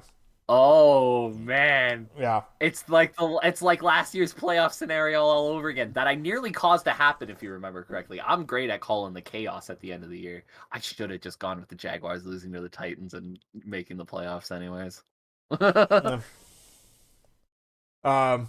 Yeah, potentially. Yeah, these two teams could tie, and it would benefit both. Hilarious in that regard. But yeah, everybody kneel out for 15 minutes in overtime. We each leave happy. Yeah. Talking about the chaos and the AFC playoff picture, let's go into this next one. That while outside looking in scenario still is plenty spicy. We got the New York Jets heading into Miami to face the Dolphins. Jets, unfortunately, just being eliminated themselves, but could still play a little bit of spoiler to this Miami team sitting at 8-8 right now. Miami getting -3.5 here at home. they need to get this dub, and they need New England to lose. I believe is that just Yes. it? It's pretty simple for Yes. them. That would be their scenario. Yes. Um. Yeah. Who you got in this one? E E S. Yeah. I've mentioned it before. Yeah. I never liked Skylar Thompson as a quarterback. Didn't like him at Kansas State. Thought he was okay. He's your starter Yeah. in a win or go home scenario against this Jets defense. Uh-oh. Right. Um, that sounds bad. Um, I I'll throw this out there. I don't know if you saw it or not. I retweeted it the other day. The Dolphins are apparently considering firing Mike McDaniels. Yeah. Um, which the report was like the headline was like the Jets considering firing Mike McDaniels in a rash, a reckless, and completely irresponsible move. And I was like, why not? They did it to they fired their last quarterback in a or their last coach in a rash, reckless, and irresponsible move. Yeah. Like No. Miami, you're gonna lose because you're playing Skylar Thompson. That's not Mike McDaniel's fault. When this team was healthy and rolling, looked like one of the best teams in the AFC. Wheels started to wobble a little bit, and then everybody got hurt, and the train exploded. For the love of God, just keep a quarterback or keep a coach for more than a season. Keep a coach for more than one season. just just give Mike McDaniels a chance for a season 2 and see if that helps a little bit because this team needs stability badly. Like I thought they had it with Flores. They actually brought Flores back for a season 2, and he improved from season 1 to season. And then they fired him. Yeah, like I don't think you're gonna win this game because you're playing Skylar Thompson. Not because I think you're a worse team than the Jets. Not because I think the Jets are somehow doing something better than the Dolphins. Because I like a lot of what the Dolphins have done. You got your franchise quarterback hurt. That's gonna ruin a lot of team seasons. Yeah. You don't panic at it. Don't panic. But you're gonna lose. Jets are gonna win this one. Skylar Thompson versus this defense is gonna be bad. I mean, I'm not much of a believer in the guy myself as far as Skylar Thompson. I would agree with that. Um, it's tough. It's tough. You're any quarterback. I don't care if you really like the one of the young kids or something like that. When you kind of in these last couple of weeks kind of getting thrust down the scenario with a team that is just absolutely uh, spiraled out of control. This was a team that was looking great, looking like 8-3 at yeah, one point. and now along with the Jets, who were looking just as good, both teams spiraling and have lost 5 straight, both with uh tough uh quarterback situations. One of indecision and flip flopping and not really liking Zach Wilson's injury there too, but Yeah. Mike White injury, but like some flip flopping, and now you've all of a sudden after all of it, you've gone back to Joe Flacco. At the end of the day, Probably the right move if you want to win this game, though, right? Say what you want about Flacco. I right? love Mike White's balls, but he's a little bit too much of a gunslinger to work in this offense. I think Mike White in an offense where you got some really good wide receivers who can just go up and make those catches. Mike White's throwing them to you, right? But I don't think the Jets are built to play like that. I think Flacco gives the Jets the best chance to win given their build, right? He'll keep the ball secure, short passes, move the ball down, tick, tick, tick, let your defense do its thing. Yeah, I mean, absolutely. I don't see any reason why Flacco couldn't have a good game. I'd say the only thing that if you scheme this game around the idea truly that you absolutely need to win it, you do have weapons like if you can get this ball into your Tyreek Hill, into your Jalen Waddle, your Raheem Mosterts, even your Mike Gesicki's and that sort of thing, you have guys. If you could get it into their hands, they might just scheme up that way. We might be seeing some funny little RPO option, sort of Yeah. plays, a lot of motion, end arounds, whatever. Just getting it into their hands so you could take bubble screens, quick passing, like really try to make it single read, simple offense. It's not going to be glorious, and this Jets defense is probably going to be prepared for a good amount of it. But I don't know. On the other side, I just wonder, with all the quarterback flip flopping, as bad as this offense has looked at times for the Jets, I have liked the Jets a lot through the season. At home, it all coming down to it, it would be really tragic, and there's absolute possibility I can see the scenario where the Jets win this. I'm gonna go with Miami to somehow get a dub here and creep themselves back in to the playoffs. As I kind of have already said, New England losing to Buffalo here, That Miami would clinch Miami. somehow creeping back in here. But I respect the Jets pick. If I was going with my picks all season, I probably would have gone Jets. But I don't know. I'll make Miami, like, this is a really tough one for them to have slipped as far as they have. Really tough to I'll see. I'll make you feel even worse about the Skylar Thompson pick. Mm-hmm. His most touchdowns in a season at Kansas State was 12. Yeah. He never had a season where he threw less than 4 interceptions. For a guy who only threw 12 touchdowns most of the time, Yeah. he was never like when I heard the Jets drafted Skylar Thompson, I was fucking flabbergasted. I was like, "Excuse me? Before Brock Purdy?" Look at where we are now. Yeah, yeah. Yeah, I I've never been a Skylar Thompson believer. He has moments of brilliance, but he will make mistakes, and against this Jets defense, that's just too much. I hear you. Yeah, I mean, the Jets defense is damn good. That's the Yeah. one thing they got. We'll see as they go into their last week here. And yeah, very spicy game in general. Jets could absolutely be the spoiler on that one. Be very interesting. Let's go into a one that unfortunately not be playing for anything. It seems here, right? Yeah, Saints are completely out. Pretty Yeah. sure. Yeah, No, nobody's got a chance at anything yeah, here.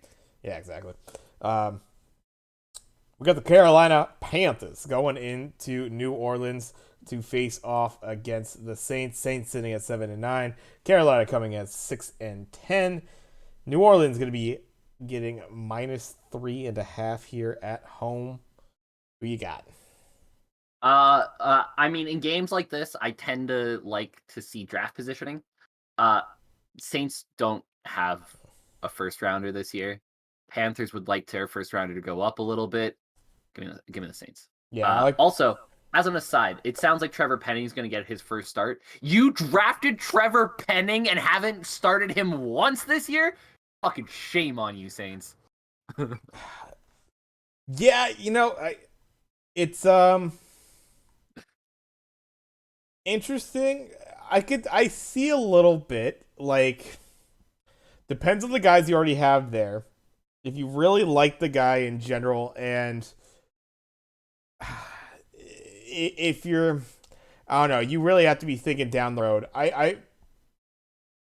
If I was to compare it to something, it would be the way that the Niners handled their pick with Aaron Banks.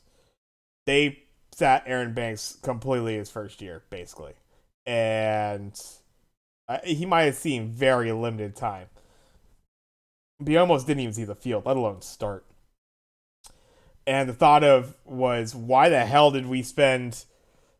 He was our second round. He was our second draft pick after Trey Lance. Yeah. Why the hell have you picked this guy in the crazy draft that you've had, and you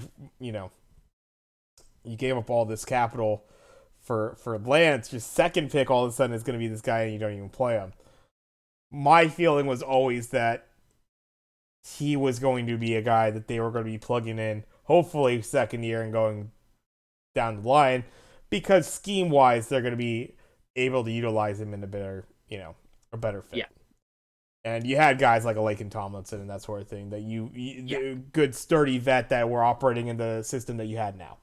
No need to throw rookie in there under the fire. And to be fair, New Orleans does have James Hurst, who's been there for a while. But, like, I don't know. When I heard they drafted Trevor Penning, I thought that was under the premise of trading James Hurst. Yeah. Trevor Penning, I know he played in Northern Iowa. And I know for a lot of people, probably never seen Trevor Penning play. I do a lot of draft scouting because I love college football. Trevor Penning's an absolute fucking stud. Dude is a beast. 6'7", 332 pounds. Dude is a physical machine. The only thing holding Trevor Penning back right now is reps. He needs reps. Get him on the field. Get him seeing live NFL pass rushes. Reps. When you have a guy who's that much of a freak athlete and you're probably going to suck this year anyways, get him on the field. Let him see live pass rushers. Especially as a blindside tackle, you need those pass rushers, right? You need to see the best rushers in the league, and you just need to work on facing them. He's a dude who at 6'7", 332 is going to be a guy for a long time to come. But you had to get him reps, and I'm worried you missed a lot of them. Here's the thing. Think about this. What is a second team guy, even a practice squad guy, who are they getting reps on? First team offenses. Who are, or first team defenses, flip-flop, whatever. Yeah. That's what you get what I'm saying. It's the funny thing that they brought up, and it's been, other players too, but Brock Purdy.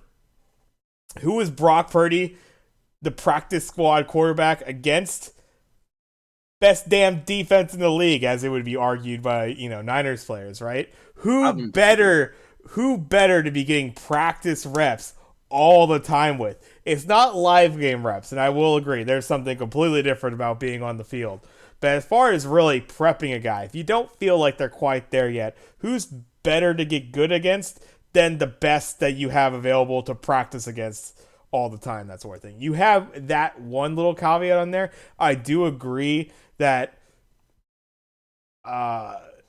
you got to see something out of him, and I don't know how many snaps he's seen not being a starter in that possession. So that's where it kind of hurts, and you have that question: is this guy a bust? It's the same.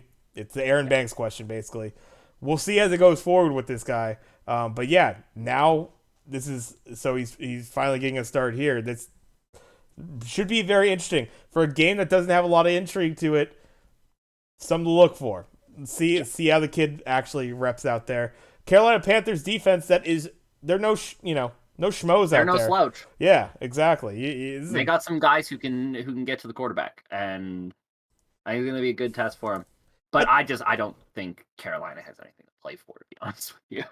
What's kind of interesting about this game is I think except for losing, they do kind of want to play for losing. Get closer to those quarterbacks because you need one bad. Here's the funny thing, though. I would say in different ways, but right here toward the second half, the end of the season, both these teams playing much better than they were in the first halves early on.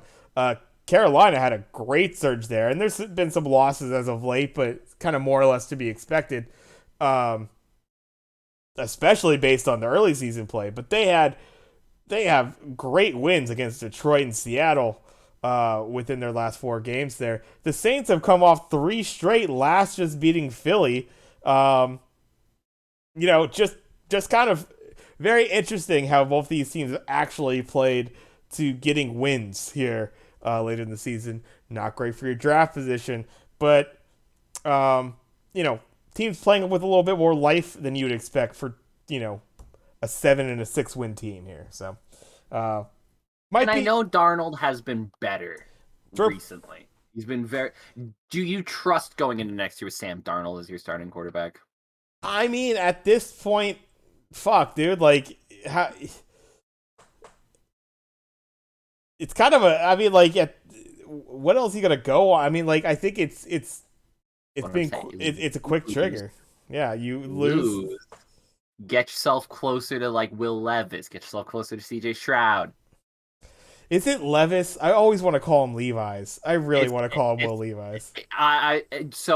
Will Levi's is actually a quite common thing in Kentucky. They do Okay, call him Will Levi's a lot. thank God. But it is Levis. Okay, okay, understood. Yeah, I as soon as I saw that, Levi's. Willie Jeans. No, all right. Willie Jeans. Oh My God, if he boy, becomes a good quarterback in the NFL, he needs a Levi's deal. Lean Jean Machine. NILs are already a thing, guys. How are you not on this Levi's? Holy shit! Yeah, hey, yeah. I mean, they can't go to Brett Favre anymore. They gotta get someone else. Where? Oh Oh, no, he was Wrangler. he Yeah, was never mind. Wranglers anyways. Yeah, fuck. Okay, there you go. Well, great pivot. Yeah, we don't have Favre. We got, Will Levi's, baby. All right. uh, keep it moving though. Into a game. Again, some outside looking in, depending on how the games play, some spicy implications here. Cleveland going into Pittsburgh to face the Steelers. Steelers at -2.5 going in here. They are sitting at that right on the border line here, sitting at 8-8. For them to be able to get in, it is going to require Pat's loss, Miami loss, one more, right? That's it. Just that. They're the two. Okay, they're the ones who require the Well, NFC East or the AFC East fall off. yeah, that's it. Uh, that is it. Exactly. Yeah. Tennessee. Yeah, that's not even a question. Yeah, because they would still finish ahead of Jacksonville. Jacksonville. There we go. The scenarios Jacksonville gets in if the Patriots lose, Dolphins lose, and Steelers lose, they'd be in There we go. of what happens on Saturday. That's right. Yeah. So Pittsburgh, something to play for here. I think it's been our theme all year. Fuck the Browns. Pittsburgh. Fuck the Browns. Take the moral issues out of this. We're gonna put that into a box right now, because fuck the Browns. But I would like to tell you a tale of a man mocked for his tiny hands, a man mocked for his first round draft position that he did not earn, a man who came in That's and right. was bad. He was was bad. bad at the start. Oh, he was bad. He had some bad games, Lord, he was bad. but he had the heart of a champ. Stayed in through the tough times. Found his rhythm. Found the clutch gene. Man, all he does is win. What? Went to a program at Pittsburgh What? that was awful. Turned them into winners. Get yourself a New Year's Six Bowl win for the Pitt Panthers. Get drafted by your hometown team. Have everybody doubt you. Come back. Become that clutch winner again. Now you play the Browns. No team do the Steelers hate more than the Cleveland Browns. No team do the world hate more than the Cleveland Browns right now. They're coming off of a win themselves. They're feeling good about themselves. They got that offense going. Creepy massage guy. He's back to being a good quarterback. But not against this team. Not against this defense. No. It's gonna be close down to the wire. Getting close to the end. Kenny Two Gloves is gonna have the ball in his hands. A playoff spot in the end zone away from him. Kenny Two Gloves is going to find Deontay Johnson as the clocks read zeros. They will see that Miami and New England has lost, and the Pittsburgh Steelers not only win this game, but make the playoffs. Tap, put your money where your mouth is. You got Miami winning in the playoffs. I got 5 subs on the line that says the Steelers are the AFC playoff team. All right. So Pittsburgh with the dub, eh? I like it. Yeah, I mean, I I mean, based on how everything's shaking out, I'll have Miami making it. But yeah, I respect it. The 5 subs on Pitt, being able to pull it off, needs a couple things to work that way. No reason why they couldn't. Love that Jets That, team, and New England's facing a Buffalo team with something to play for. So it's no easy roads given no, here. But yeah, Pitt in the wild card is our 5 sub bet for the week. You could lock it in. I have Pitt though as well. yeah, Absolutely, Pitt with the dub. A little bit of a heartbreak this is going to be because they will be still outside. They will finish above 500 though. I think that's more than you would have expected out of this team, given how the season's kind of gone for them. yeah, But yeah, cannot be understated. You're talking about a team that's won 6 of their last 8. Very impressive in that regard. Losses against Cincinnati and Baltimore. So a couple unfortunate division losses there, both by single possessions though. So you've been scrapping it out for a while now. Lost against that Miami team. That's gonna be one that you might look back on right there. Lost 60-10 against this Miami team. That Miami team in late October there. So something you might be irked a little bit about, but I think can't be understated right now. This Pittsburgh, the defense has been actually playing to a pretty good clip. Talk about your most interceptions in the league right now. Pretty stout against the run, and right there outside the top 10, 11th in points against, has kept them around there. And you gotta you gotta like that you have a quarterback that could potentially get you something. It was not a pretty win last week by any means. It was a pretty ugly game, and you're not going against the most equipped offensive juggernaut in the Baltimore Ravens by any means. But you got it done, and yeah, I like Pittsburgh to take the dub here. yeah. Also, I did put the thing in the box, but we'll take it out of the box right now. Fuck the Browns. Oh, yeah, there you Yeah, go. Yeah, we'll keep it going though. Into heading over to the AFC West, we got the LA Chargers going into Denver to face the Broncos. Broncos getting -3.5 here. Chargers have already locked up their playoffs through and through, I believe. I think they have the ability to overtake Baltimore. That is their only thing right now, is to switch their seeding there. No chance for division, and no chance to be knocked out of it either. So Chargers just playing for that wild card swap. That's about it. Um, and the swap going against them, not for them, sort of thing. yeah, So yeah, yeah. they just got to make sure they lock it in.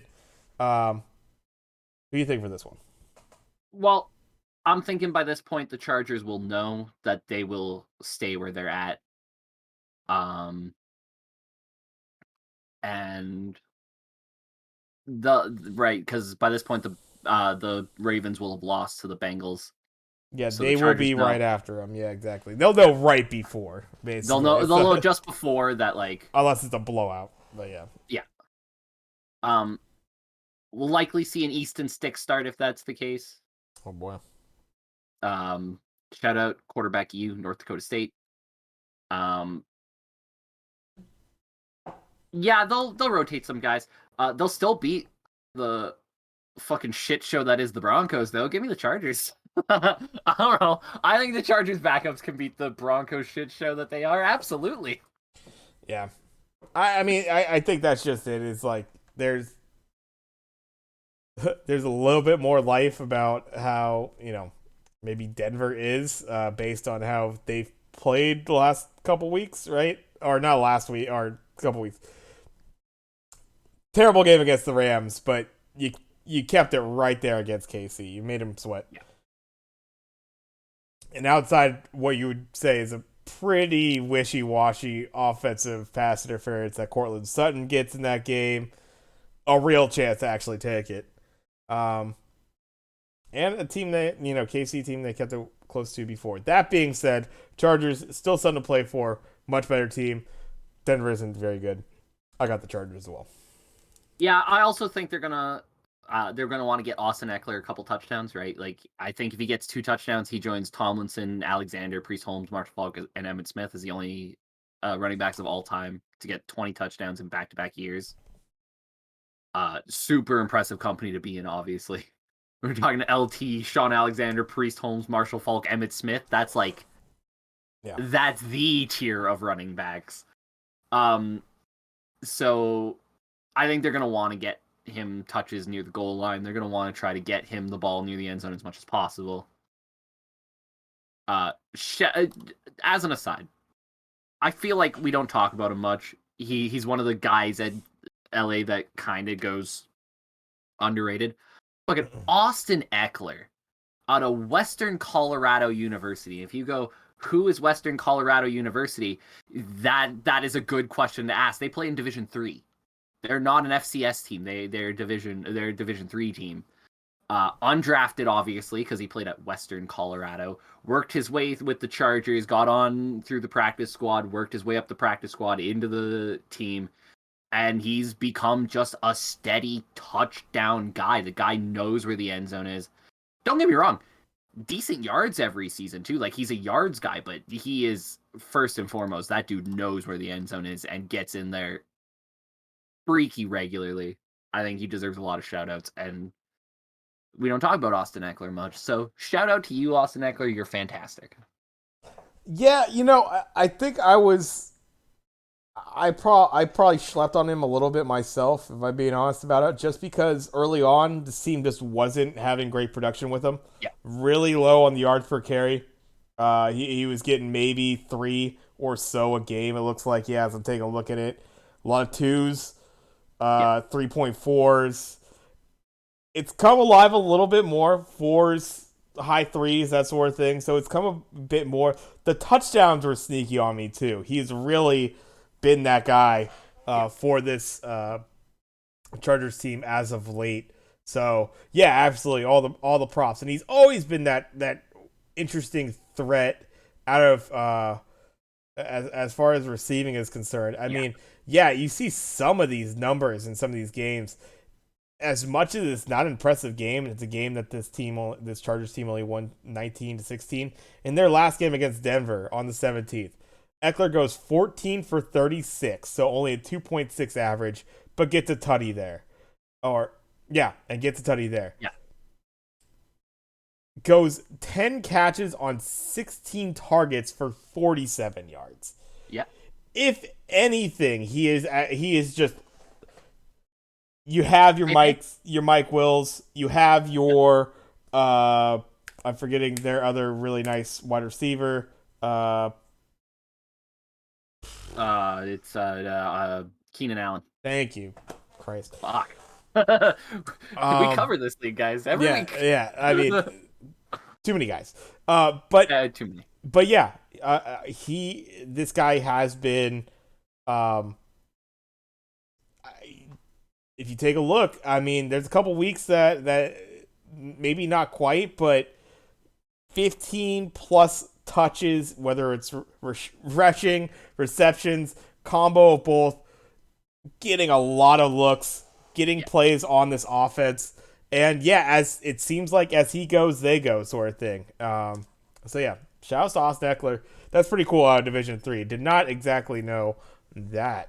Yeah, he was a guy who, like, very much when the draft came up, he was a guy who was like, I mean, he's talented, but Western Colorado, what the hell do we know about him, right? Like, and his stature, like, he's not a huge dude. Is he going to be able to take? Yeah, always to talk about a lot of college kids is, are they going to be able to take the hits that the NFL is going to deal out? These are big dudes. Yeah, exactly. And some guys, absolutely, they are maybe they're small and they're not able to take it. I think Eckler's shown anything but in that regard. Yeah, talent usually plays, right? That's, at the end of the day, talent usually finds a way through. And in Austin Eckler's case, he fought for it. Scrappy dude. Um, let's talk about the scrappiest of teams maybe in the playoff picture right now. Let's move on to the New York Giants going into Philly, face the Eagles. The Dayball led Giants have wrapped up the playoffs. It's not even a question. They are in. Dayball kind of foolishly said right after the game, "We're not resting our starters." The word has been out. Danny Dimes, Saquon Barkley. The rest of the Allers. No, Starters are not playing, actually, now that I think about it. It's fine. He said it clever, because he said, we're not resting our starters," as if to imply like we'll play some of them. Yeah, No, no, exactly. no. There might be one or He two guys. he made it clear, like, we're not resting our starters. Yeah. We're just gonna rest most of our starters. He We're knows. gonna play some guys. He knows he got back to the locker room, and the assistant coach is like, "Actually, coach, we're kind of set, right?" Yeah, Oh, we're shit. gonna All right, finish yeah. sixth. Well, We're, fuck we're, it. we're gonna we can't finish fifth. We can't finish set. We're finishing sixth. Yeah. Period. This is Locked. the end of that discussion. Oh shit, yeah. And likewise, you do have Yeah. an Eagles team that is trying to secure that one. They have this interesting situation with a Jalen Hurts coming back, so they're gonna want their kid to get some reps. But you also gotta Minus imagine, yeah. minus 14 on this spread, though. They're giving up two tutties, too spicy. This is a minus 14 with an over under of 43, which I think is insane. Oh my god. So they're like, not many points are scored, but over half of them. But it's all Philly. It's just like, Jesus. Really? I don't know about that. What is So that, like 30-13? That's what they're banking on here? out of pure gambler's principle and the fact that this is still a New York Giants team that they've had to play backups a lot this season, Yeah. especially Yeah. with the receiving core and guys like that. I don't think they'll have fantastic play out of it. They're not going to have anything close to what they're getting with Danny Dimes and Barkley, and obviously, I think they keep it within fucking 14 on what might not be a long day for this Philly squad as far as their starters themselves. I think this is an easy win for Philly for sure. I don't see them like blowing them out, running away with it, and stomping them out even further, sort of thing. I think the Giants keep this within 14. I'm gonna steal a quote from Ted Lasso. Good As show. my doctor said, when I got addicted to fettuccine alfredo, it's a little rich for my blood. Yeah. The Eagles will win this. They're not gonna win it by 14. I think what's likely gonna happen here is Hurts probably plays at the start. They get a bit of a lead early against the Giants backups, and everybody just decides we're good to just finish this game here. Yeah, okay, good. And then everybody just kind of settles into a holding pattern. I think you get a good first half out of them. And if you're ahead by 14 at that point, you probably just do the exact same thing as the Giants. The Giants maybe swinging a field goal or something like that. I just don't see the run away, stomp. Yeah, it's something like 2010, right? Something in that range where it's like, yeah, the Eagles win and they do their thing, but nobody's really gonna push it too far because we're kind of settled at this point and nobody wants to get hurt. Yeah. Now, let's move right on to the next one. Because we got another one, baby. We got the Arizona Cardinals going into San Fran. Face off against the Niners. Niners getting minus 14 at home. Also playing for something, that number 2 seed, they're looking to get to the 1 and fend off the 3 as well. Cardinals. Who are they starting at quarterback at this point? Because it's David Blau. Blau time. All right, so Blau's in there. This is the 4th string quarterback, I believe, for the Cardinals. So it's been Stidham, who, granted, played well above expectation last week. Now they're getting Blau. If this is Colt McCoy, I think I might have to go against the Niners on this one with this spread if this is Colt McCoy. But Niners, Homer, bad quarterback, something to play for. Give me the Niners on this one. Oh, the Niners all day. Um, this the Niners, unlike the last game, the Niners actually have something to play for. So when they have the foot on the throat, they're just gonna stomp down. Like yeah, I think the Niners also gonna want to wash the taste out of their mouth a little bit from that from what happened with the Raiders, where for some reason their defense forgot how to play football for a little bit. Uh, Listen, this offense under Big Cock Brock has shown nothing but the ability to move the ball and score touchdowns at will. This Cliff Kingsbury-led defense, by the way, have fun with your last game, Cliff Kingsbury. See you back in college next season. Right. Has shown no ability to stop any team through the air. This is going. I will throw it out there. This is going to be Brock Purdy's best game of his career so far. I think he throws for 300. I think he's got at least 2 or 3 touchdowns in there as well. I think this gets ugly. I don't know if they even try to do that much with it. That would be interesting if he does, like, if they really go air. And they might. I mean, the interesting thing about this game for the Niners is that not only are they playing for something, but they have a couple players that they have actively kind of talked about they want to have get some reps before the playoffs here in Deebo Samuel and Elijah Mitchell. Elijah Mitchell has been this was supposed to be your number one on a team that loves to run the ball. Yeah. There was all the potential for Eli to have something like a, 1,000, 1,200 yards, something like that season, just really be, a mainstay. Injuries, aborted, ejected that immediately. And now you have a situation where you are spelling Christian McCaffrey. I don't think they want to get Christian McCaffrey too involved in this game. Pretty much as limited as you can in regards to still winning this game, being good with it. But I really like Eli Mitchell actually coming back. I love guys like a Jordan Mason and Davis Price able to essentially spell him. I think they'll run the ball very effectively here. And yeah, I think the chemistry that Brock Purdy has shown, obviously with Kittle, was probably the most standout as far as what it was probably before Purdy to what it is with him. Yeah. Yards, touchdowns, like it's looking a lot more like a Kittle we saw not too long ago working that same style of offense with Garoppolo. But now you have a Debo coming back. He's shown some good success with Ayuk.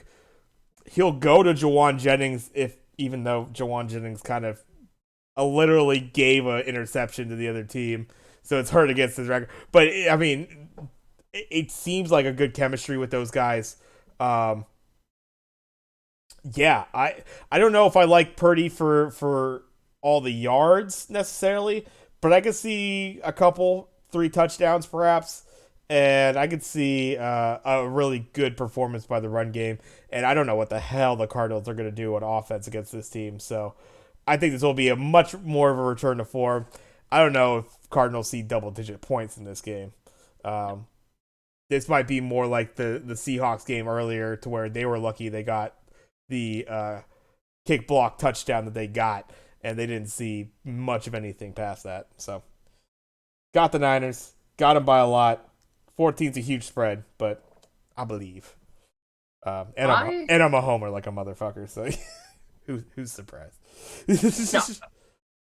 Listen, I have been homer picking the freaking Falcons all year. You have a much better argument for homer picking than I do. I mean, yeah, it ends up, yeah, exactly. We end up this way. I'll throw something out there.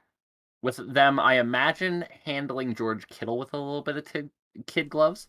Look for a pretty decent game out of Charlie Warner, who I think has shown some flashes this year as a blocking tight end. Yeah. Look for them to play him a little bit more. I'd like to see them throw the ball to him a little bit more. He's only gotten 2 targets this year. Because because he fucks them up. No, yeah. he's actually, that's why he hasn't seen the targets. If anybody's gonna go off as a replacement tight end, look for Tyler Kroft. Tyler Kroft. No, I know everybody's gonna look at Tyler Kroft. Charlie Warner as a blocking tight end has been solid this year. Yeah. If you want him to stay on this roster as a blocking tight end, he needs to catch the ball a little bit more. Right. Last game of the season, you really don't have much to play for, especially if the results don't go your way anyways. I kind of like them to use him a little bit in this game. Yeah, I think what you have to look for with a guy like Warner potentially as well is I think a little bit of receiving, but it's almost a they might look at some point to in the times when they're not able to use them a little bit like Juice, um, getting Yeah, him as a lead block, maybe just like out flats that sort of thing. The times when they have tried to get him involved, as you said, only 2 times targets. down the middle of the field, long vertical plays, and ones that he really should have come up with, and it hasn't quite worked like that. I think he still has the ability to be, someone who could seek out on the offense a little bit, but the team's inclination has been Croft in those situations. If you're Yes, not going to have Kittle get those looks, but you know what you get out of Tyler Croft is what I'm saying. You know what you get out of George Kittle, obviously, and you kind of know what you get out of Tyler Croft. This isn't a rookie young guy who's been. Croft was exactly what he is with the Niners now, with the Bengals for so many years. right? I think they like Warner as a blocking tight end. I Yeah. think they've shown that this year. A lot of run plays, you will see him on the field blocking strong side. If they want to use him like that, he does need to be like Kyle Juszczyk. And the reason why Kyle Juszczyk works so well as a fullback is because when he's on the field, he's a legitimate threat to get the ball and do something with it. I think this is the game where Charlie Warner either proves that he can be a legitimate threat to get the ball and do something with it, forcing teams to stay honest on him, or you probably need to find a new blocking tight end. That's why I look for him to maybe do something in this game. Fair, and if he saw some receptions, that'd be great. Because I think the general feeling is that really like the guy on the team. He's a baller. He's been great. Dude's And, he's a throwback to a rare time of tight end when they weren't necessarily pass catchers. and they were out there to block. And that's kind of the funny thing. And I suppose that's maybe the because I don't know. So I think star players, when they make mistakes, obviously the world's magnifying glass is going to be maybe a little bit more on them. But those are kind of the guys that it almost. I brought up Juwan Jennings earlier, but like the Warner drops from earlier in the season, those are the ones that almost stick in my mind the most. Those guys that they literally just had that one opportunity. They could have made a big play. Big play, exactly. Yeah, you don't see the receptions anymore, so you just know them for that one drop. And sometimes it's incredibly, like, I think one of the Warner drops came in the game early in the season that we ended up losing. And it's very late in the like, we pick up a first down that's a scoring drive if he catches this damn thing. Instead, it's a third long and we're fucked. Like, okay. It's so yeah. Those kind of work against you, of course, when you don't see as many passes come your way. But that'd be awesome. Remember this conversation when Warner gets like 6 receptions for 60 yards and a big boy touchdown, and this guy. All right. And then it'll be one of those things where it's like, shit, Craig got that magic ball, man. He knew. It feels like the kind of game. Wasn't using that for your picks this whole year. Why do you have a magic ball? You're not using it for your goddamn picks. Jesus. Nah. Yeah, it's just one of those things to me where I look at their situation and go, you know what you have with Tyler Croft. Right. Obviously, you know what you have with George Kittle. This is your chance to maybe see if Charlie Warner can stick around as that blocking tight end, as that strong blocking presence. But he has to show you something when he gets the ball. I will give you this. He will have the opportunity. This is probably going to be a game to where I think the Niners are going to want to run the ball. They're going to want to mix in different backs. They're going to try to get that a man in the box, kind of fronts against them, and that's when you blow them up for a little play action. You hit someone over the middle deep, um, and Purdy's comfortable throwing those balls. So that'll be interesting. This will you might see a Purdy to Warner connection. I would say so. Might be there. Let's keep it in the NFC West though, as we go to the other potential playoff team. We got the LA Rams, who are out of it, 5-11 on the season. Been a rough one for them. They're heading into Seattle to face off against the Seahawks. Seahawks are 8-8 and will be getting -5.5 here at home. They will require there's NFC situation. We haven't talked about the NFC situation much. NFC situation is it's simple, but it's very intriguing because it's spicy, but it's pretty simple. It plays on 2 games and has 3 different scenarios to it, basically. Yeah. For the Seattle team to make it in, they will need to get this win, but they will also need the Green Bay Packers to lose. And that is their scenario. So theirs is pretty simple. But let alone, they're not in control of their destiny fully. They need to get this done, and they need some other things to happen for them. What do you think in this one? I think they fall at the first hurdle. And the Rams take this one. Yep.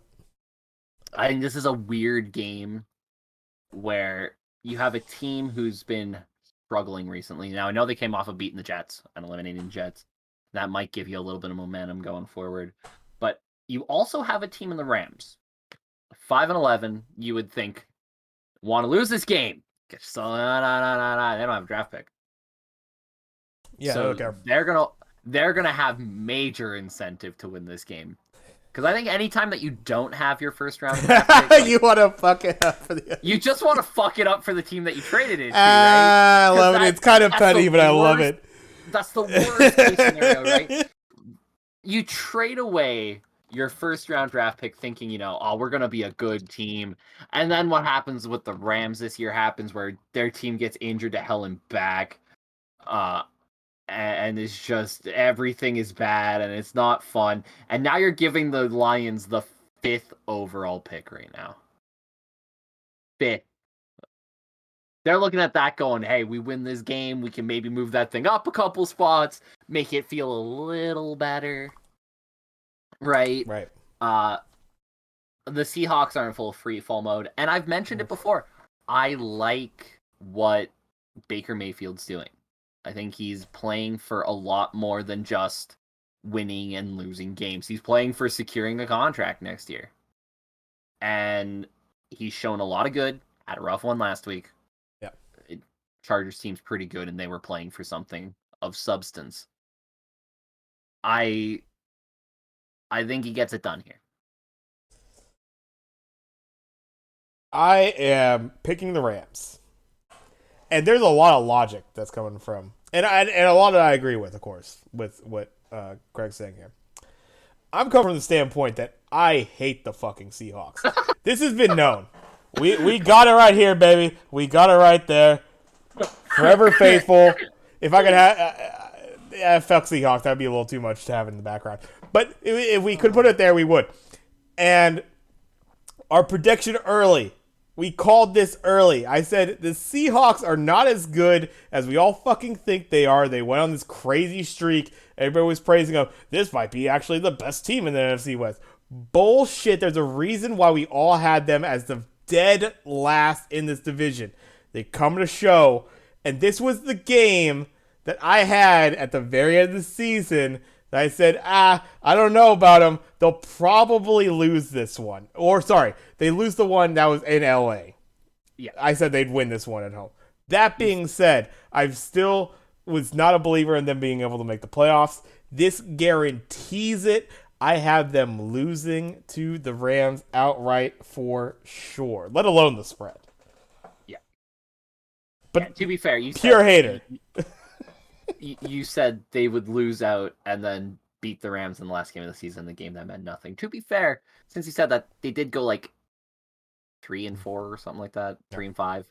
So they weren't as bad as you thought they They lost were. against that Carolina team. I remember calling that one though, and I was super Yeah, proud of myself for yeah, calling that yeah. one. They did They lose to lost against Carolina. Carolina. They suck. But that was, it's like Arizona. I It like was teams Arizona that that you called them to lose against.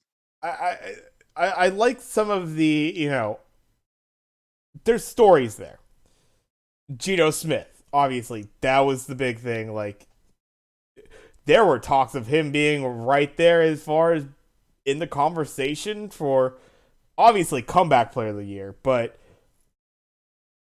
legit contender for NFC, quarterback, offensive player of the year potential, that sort of thing. And it was there. He had some good games early on. But the thing's always been the defense. This team had a clear fall off of the defense. They had guys that stepped up. They played great for a while there. I like Kenneth Walker. Great, I think that's a guy that'll be a stud for time to come here in a league where you're really trying to find really special like running backs are kind of a little few far between. There's a lot of committees out there. I think he's one that could stand out and he could be a clear starter on a lot of teams. But yeah, um, I think different, injury scenarios, that sort of thing. I think these teams are flipped in record. That's it.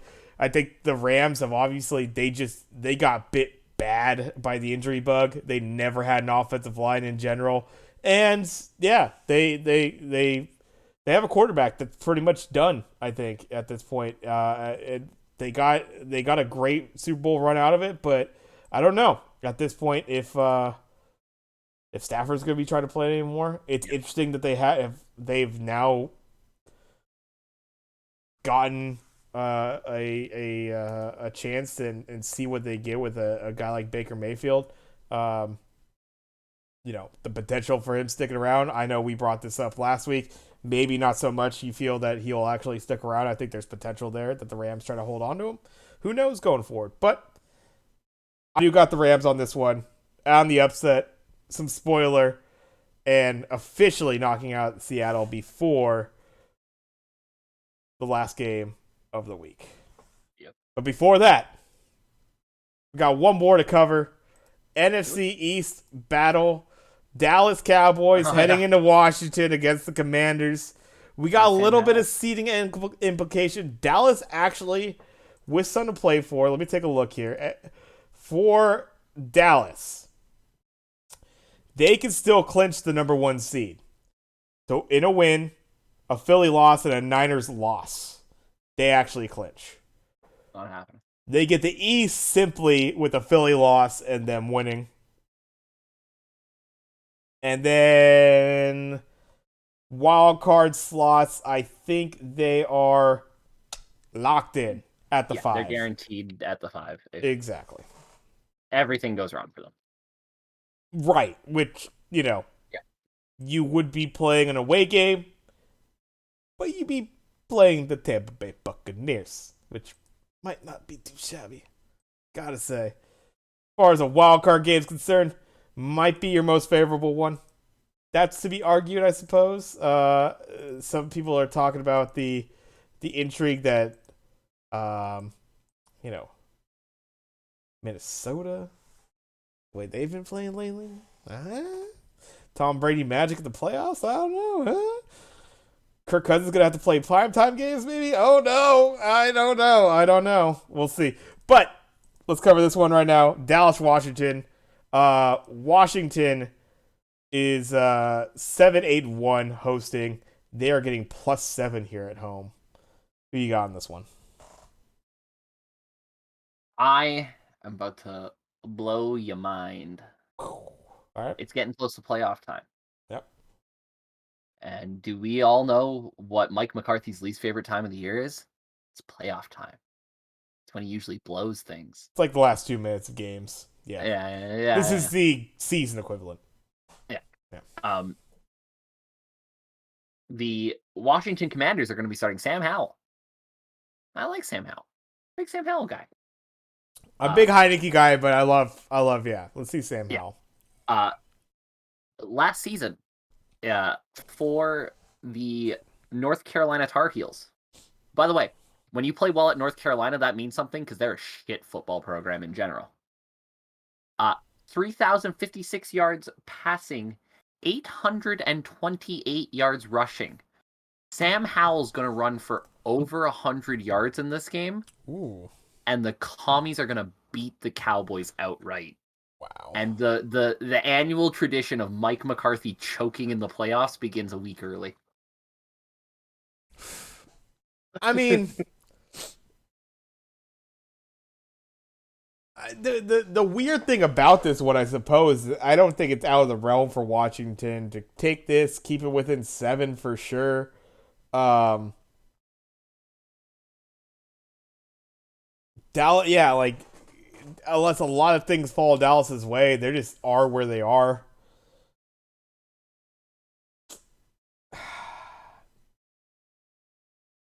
It's a great point you bring up.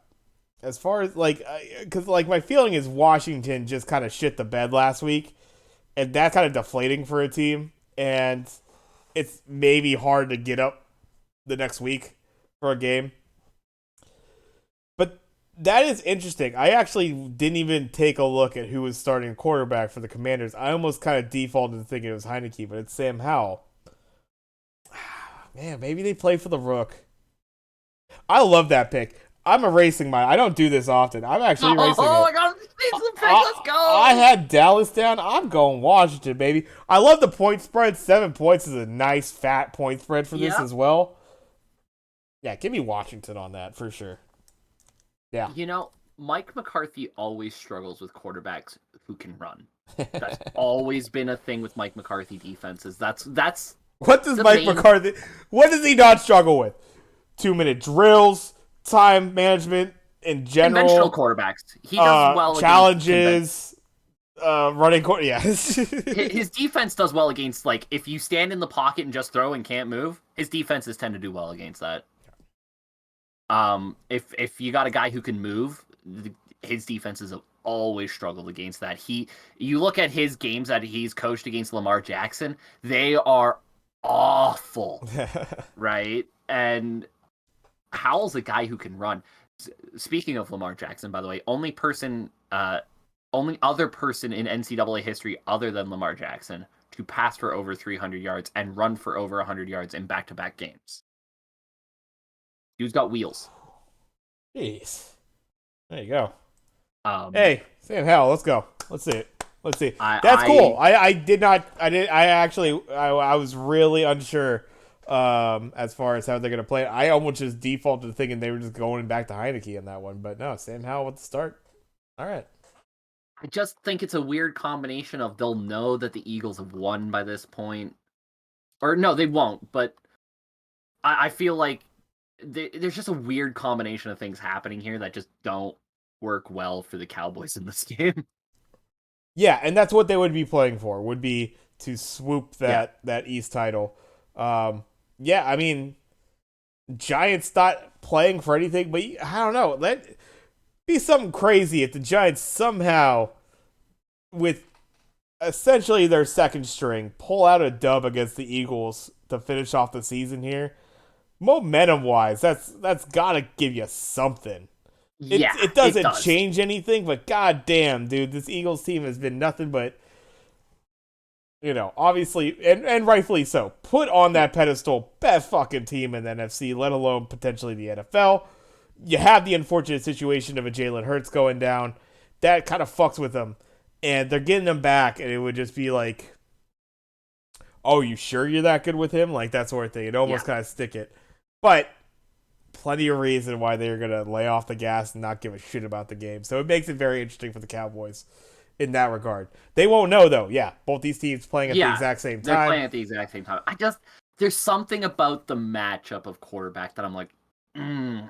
I don't know. It's not even that I think Sam Howell's like an amazing quarterback going forward. I still think he needs a little bit of seasoning. It's just there's something in this matchup where he's going to use his legs a lot. And especially with Brian Robinson Jr. in the last couple games really establishing himself as well. I think that running game is going to be really tough for the Cowboys to maintain. They have struggled against bad teams this year too. Yeah. That's important to note as well. The Cowboys against bad teams, with the exception of absolutely beating the piss out of the Colts, have been really bad. That Texans game, they were awful the whole way through. And I'm sorry, there's no way Sam Howell is worse than Davis Mills. Yeah. I was gonna bring up. So I brought up earlier with one of the games, and this one's kind of interesting. It's a -7 spread for Dallas. Over under is 40 on this game, so a little skinny on that. Not as crazy the one that we talked about earlier. Yeah. But I kind of did even take a look. That Niners Cardinals game, -14 for the Niners, right? Over under on that game is 39.5. Oh my god. Jesus. The Niners are just going to score all of them. Just all the points, apparently. A few field goals for the Cardinals. I mean, that kind of goes in line. I don't think the Cardinals will put up double-digit points here. That kind of falls in line with it. It wouldn't shock me if David Blau didn't put up any points, to be honest with you. Yeah. We will see. We'll see that going forward. But yeah, it got me to switch off. I was thinking Dallas because I'm just like, it's a real letdown for Washington. Yeah. They were there and then absolute garbage game they just put up against Cleveland. Like, Jesus. But maybe the Rook, something to play for. Could be a spicy one for him. We'll see for Dallas going forward on that one too, as far as where they land.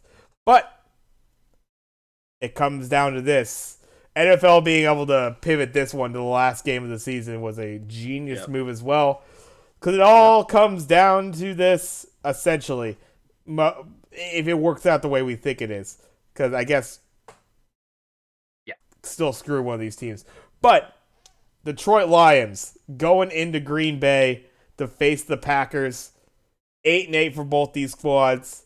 Packers getting -4.5. Playoff scenario is Green Bay Packers win. It doesn't matter what the hell else happens with the other teams.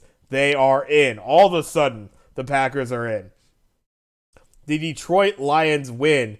They still need the Seattle Seahawks to lose their game against the Rams. But they would be in. Both teams have a lot to play for, potentially. But it's not quite a win, and both of them are, or either one of them are in. One is Lions need something to happen. Who do you got?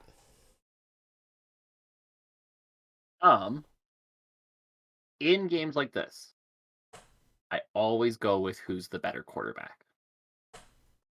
And I don't know if you've looked at the numbers this year. Jared Goff's the better quarterback right now. He has had an unbelievable season.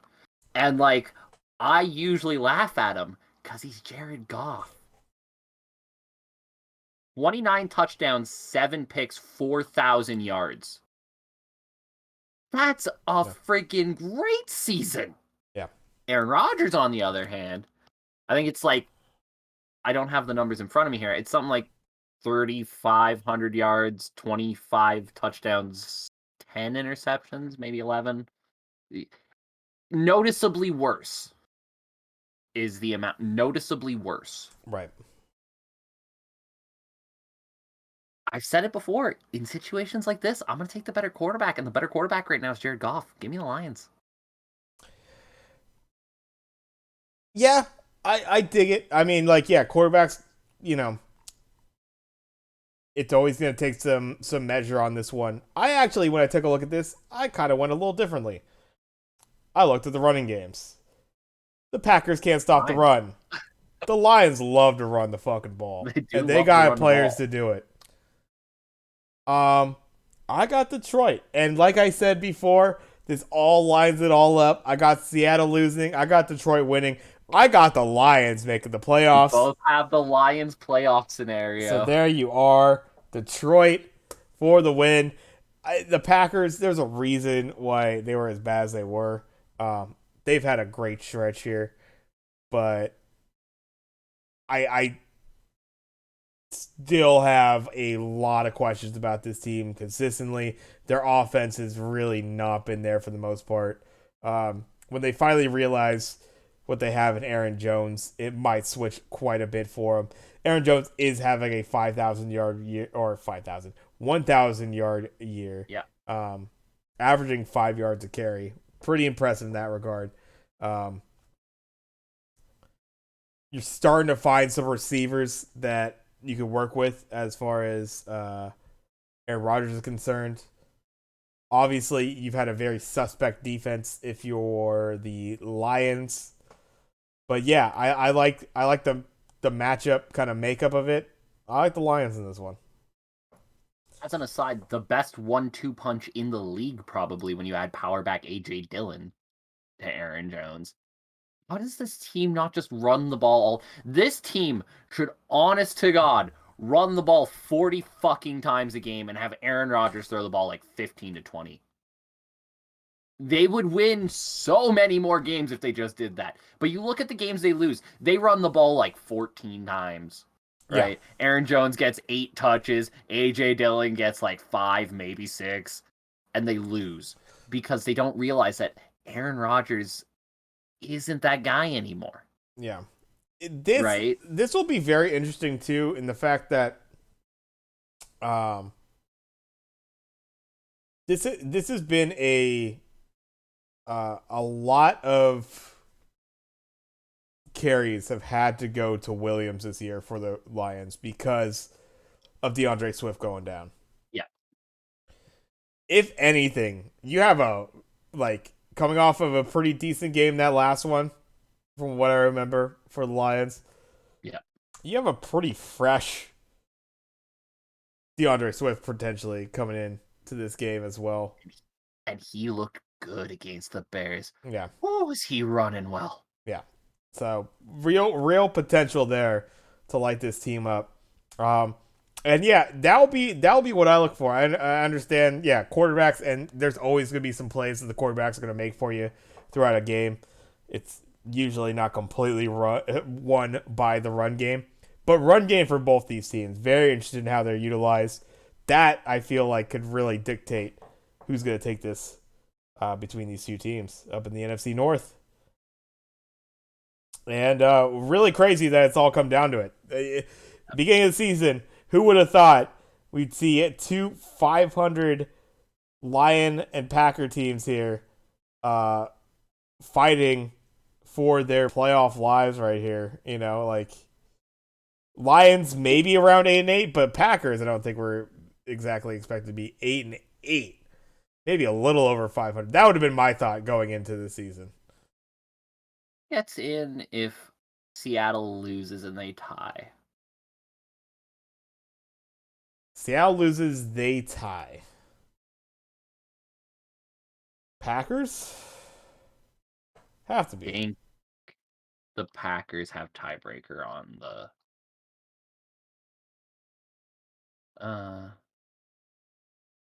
no. It is Lions get through on a tie.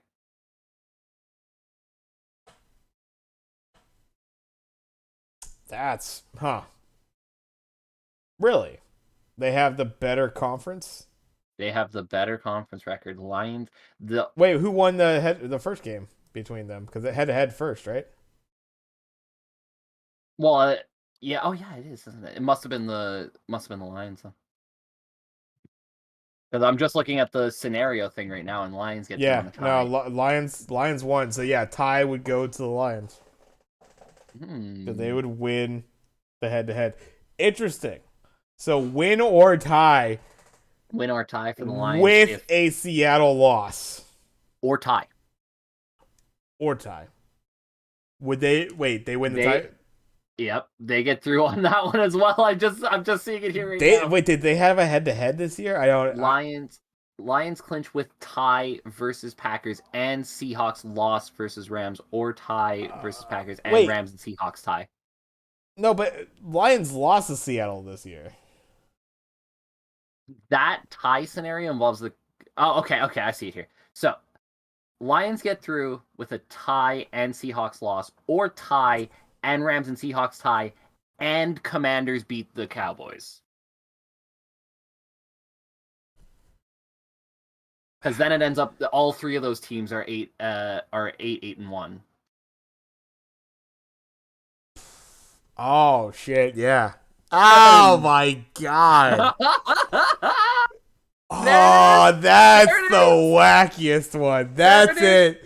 We Two need ties. multiple ties. Two ties and the commies win. There's the Lions Click scenario. That's my favorite. My fucking There's head. the chaos I'm trying to fester. What is that? Oh I my thought the chaos goodness. scenario was everybody loses and the Gotta look to Jaguars the make the ties, playoffs. of This is a course. much Gotta better look to the chaos ties. scenario. Always could have the ties. Commies win versus Cowboys. Seahawks and Rams tie. Packers and Lions tie. Let's go. So dumb. I love it. All right. Well, there you go. That's all the. I think we covered them all. That's all the scenarios right there of the That is playoffs. all of them. I don't think anybody's brought up the ties. I think we're the first sports show. You heard it here first, folks. There you go. We're the If you only ever wanted ones to that know have what even the tie brought up. scenarios are. No one even thought about ties being a possibility until we came up with it. Yeah, no, that's craziness. I can't believe Washington still gets in the picture somehow. What the Washington fuck? still affects this. Why are they even a factor still? That's amazing. Out of the playoff picture, but can still fuck it up for somebody else, and maybe that's their destiny. Oh my god, that'd be so good. If Seattle gets fucked over out of a playoff spot because Washington beats Dallas. Beautiful. Oh, it'd be so good. Okay, wow. Yeah, that's something. There we I go. love it too. Pete Carroll sitting in the dressing room, doesn't watching the game, right? They tied the Rams earlier in He's the just day, chewing right? They're gum. watching this game and it's tied, and they're like, Still okay, chewing no, gum. this is no, feeling good, Yeah. feeling good. And then he has a moment and he goes, "What happened in the Washington game? What happened to the Washington?" Then one of his coaches goes, "Commanders won." And that's the moment where he realizes that he's fucked. Da, da, da. Oh no.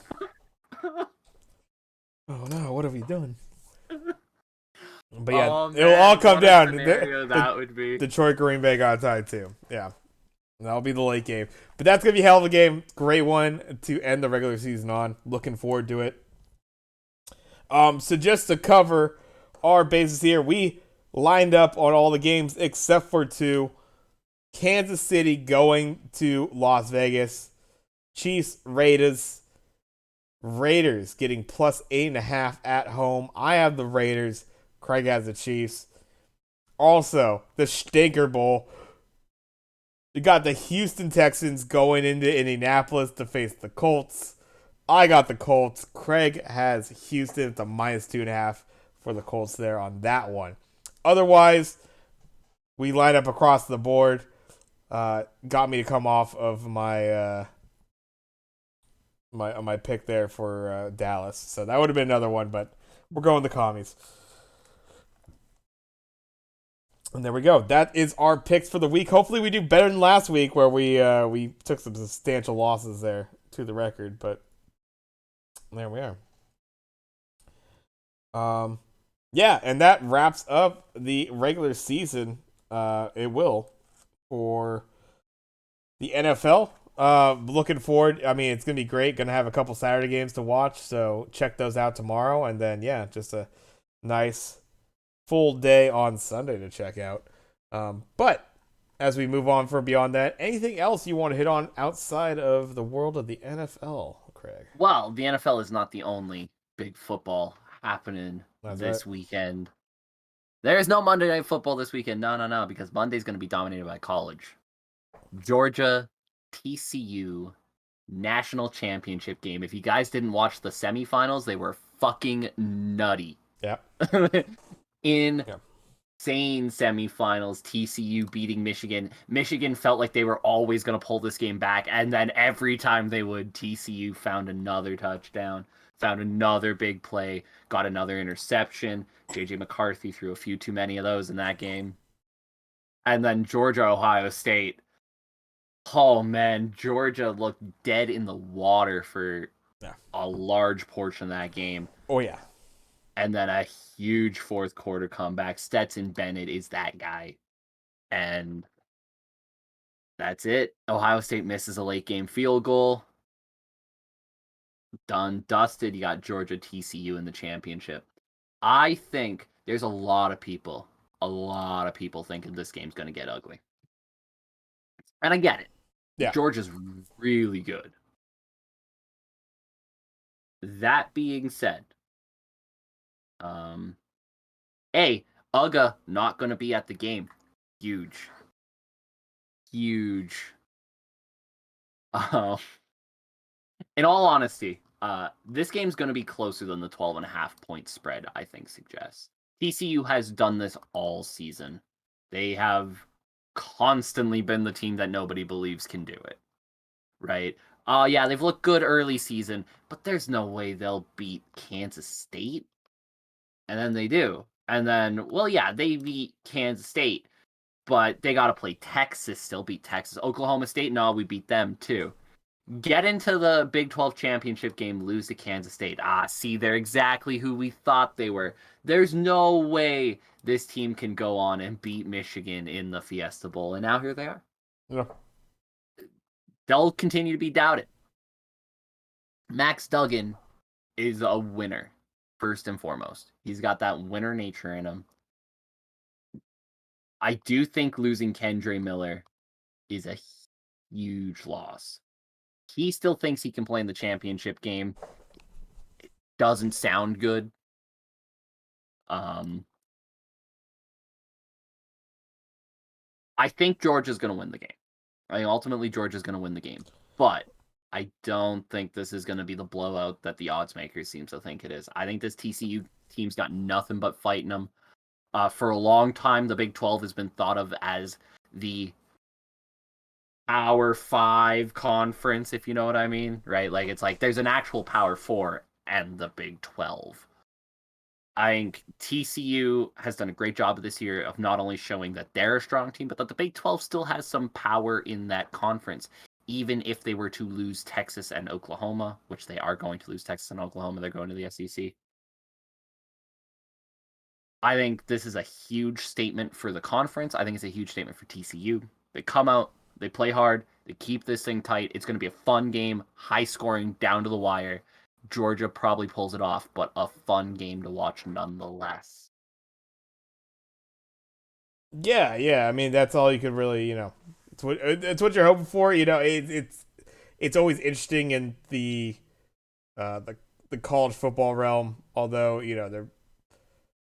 it's so many teams, that sort of thing. You always have like a couple standouts there as far as teams that will should be your clear national champions, and we almost got just that crazy upset right there by Ohio State.